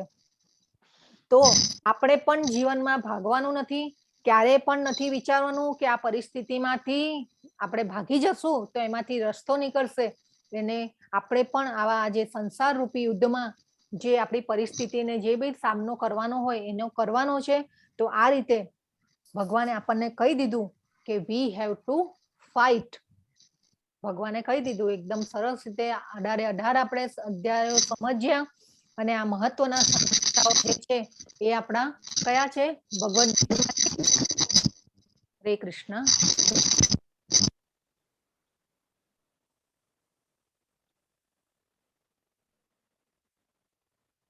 તો જે આ મહત્વના સંદેશાઓ છે એ આ છે કે આખા ભગવદ ગીતામાંથી આપણે આત્મા છીએ, કૃષ્ણ ભગવાન છે એટલે કે સર્વોચ્ચ વ્યક્તિ પૂર્ણ પુરુષોત્તમ ભગવાન છે. પૂર્ણતા પ્રાપ્ત કરવા માટે ભક્તિમય સેવાઓ શ્રેષ્ઠ પ્રક્રિયા છે. તો આ આપણે સમજ્યા આખા બધા 18 અધ્યાયોમાંથી? તો આપણો આ જે અધ્યાય જે છે અહીંયા પૂર્ણ થાય છે. આપણે જે આવતો આ જે રવિવાર આવે છે ત્યારે શ્રદ્ધાવન સેરેમની છે. એમાં એવી રીતે હોય છે કે ભાઈ આ શ્રદ્ધાવન સેરેમનીનું જે પણ આપણે ફોર્મ ભરે છે તો એનું નામ બોલી અને જે આપણે આ મેંગલુરુનું જે શ્રી રાધા ગોવિંદ મંદિર જે છે ત્યાં આપણા નામથી ત્યાં પુષ્પ ભગવાનને અર્પણ થતું હોય છે. અને એક સંકલ્પ લેવડાવવામાં આવતો હોય છે કે ભાઈ આજે આપણે ફર્સ્ટ લેવલ કર્યું તો આપણે એક માળાનો સંકલ્પ ભગવાન પાસે કરવાનો હોય છે કે ભાઈ હું એક માળા રોજ હું કરીશ. એટલે એ જે શ્રદ્ધાવન સેરેમની જે છે એ તો બધા ભરો આ શ્રદ્ધાવન સેરેમનીનું ફોર્મ ભરજો બધા. આપણે એક માળાનો સંકલ્પ જો કરીએ, બહુ નાનું કામ છે, એટલું બધું બહુ મોટું કામ નથી આપણને આપ્યું. એક જ માળા કરવાનું જે સંકલ્પ છે એ આપણે લેવાનું છે અને આપણું નામ બોલાવી અને ભગવાનને પુષ્પ અર્પણ કરશે અને સંકલ્પ લેવડાવશે. તો આ જે છે એ શ્રદ્ધાવન સેરેમની જે છે એ રવિવારે છે. તો એનું આપણે જે લિંક અને જે છે એ આવી જશે ગ્રુપમાં. તો એ પણ આપણે બધા આજે છે પહેલાનું છે ચિત્ર, સપ્ટેમ્બરમાં જ્યારે બેચ થઈ હતી ત્યારનું છે, પણ અત્યારનું જે લિંક ને બધું જે છે એ ગ્રુપમાં આવશે. પછી છે આપણે કે 7 આપણે જે લેવલ 2 માં જે આપણે લેવલ 2 માં જે છે તો એમાં જે પ્રોસિજર છે એ એવી છે કે તમે ક્વિઝ આપણે જો ભરીએ છીએ તો આપણે સેકન્ડ લેવલમાં 18 અધ્યાય જેને પૂરા કર્યા હશે અને ક્વિઝ ભરી હશે એને જ આગળ સેકન્ડ લેવલમાં એન્ટ્રી મળશે. તો જે સેકન્ડ લેવલનું જે 18 તમે ક્વિઝ પૂરી કરશો એ પછી સેકન્ડ લેવલનું ફોર્મ એમાં જ ઇન્સર્ટ કરેલું છે તો એ તમારે ભરવાનું છે. તો આ રીતે પ્રોસિજર છે સેકન્ડ લેવલમાં પણ. જે રીતે તમે 18 અધ્યાયમાં જોડાયેલા રહ્યા અને 18 અધ્યાયની ક્વિઝ ભરી, તો હવે સેકન્ડ લેવલનું ફોર્મ પણ તમે ભરો બધા. જે રીતે આપણે રજીસ્ટ્રેશન માટે પણ કોઈ યંગ જે બાળકો હોય આપણા ઘરમાં તો એની હેલ્પ લીધેલી, એવી રીતે ક્વિઝ ભરવામાં પણ તમે બધા હેલ્પ લો. ન થતું હોય તો તમે આવી રીતે હેલ્પ લઈ અને પછી કરી શકો છો અને આગળ આવી શકો છો. પણ આપણું જે સેન્ટ્રલ એડમિન જે છે ત્યાંથી આ એક નિયમ આપણે જે છે એને આપણે ફોલો કરવાના છીએ કે આપણે 18 અધ્યાય જે પૂરા કરીશું અને ક્વિઝ બધી ભરેલી હશે તો આપણે સેકન્ડ લેવલનું ફોર્મ ભરી શકીશું. તો આ જે નિયમ જે છે એને આપણે ફોલો કરીશું. તો આ રીતે આજનો જે આપણો અધ્યાય જે છે એ આપણે પૂર્ણ કરીએ છીએ અને આપણે આપણો ટાઈમ વેસ્ટ ન કરતા આપણે ભગવાનની ભક્તિમય સેવામાં આપણે આગળ વધીએ. કૃષ્ણને આપણે જીવનભર આપણે યાદ રાખીએ અને આપણે એક ટાર્ગેટ જે આપણે કીધું કે ભાઈ ગોલોક ધામમાં જવાનું છે તો એ આપણે જરૂર એ ટાર્ગેટને પામવા માટે આપણે ભક્તિ સેવામાં લાગીએ. તો આ સાથે આપણે પૂર્ણ થાય છે અધ્યાય. વાંછાકલ્પતરુભ્યશ્ચ કૃપા સિંધુભ્ય એવ ચ પતિતાનાં પાવનેભ્યો વૈષ્ણવેભ્યો નમો નમઃ. પાવનેભ્યો વૈષ્ણવેભ્યો નમો નમઃ. હરે કૃષ્ણ હરે કૃષ્ણ હરે હરે કૃષ્ણ હરે હરે હરે રામ હરે રામ રામ હરે હરે રામ હરે હરે કૃષ્ણ બધાને. હરે હરે હરે કૃષ્ણ માતાજી. હરે કૃષ્ણ માતાજી. હરે કૃષ્ણ. 18 દિવસ અમારી સાથે રહી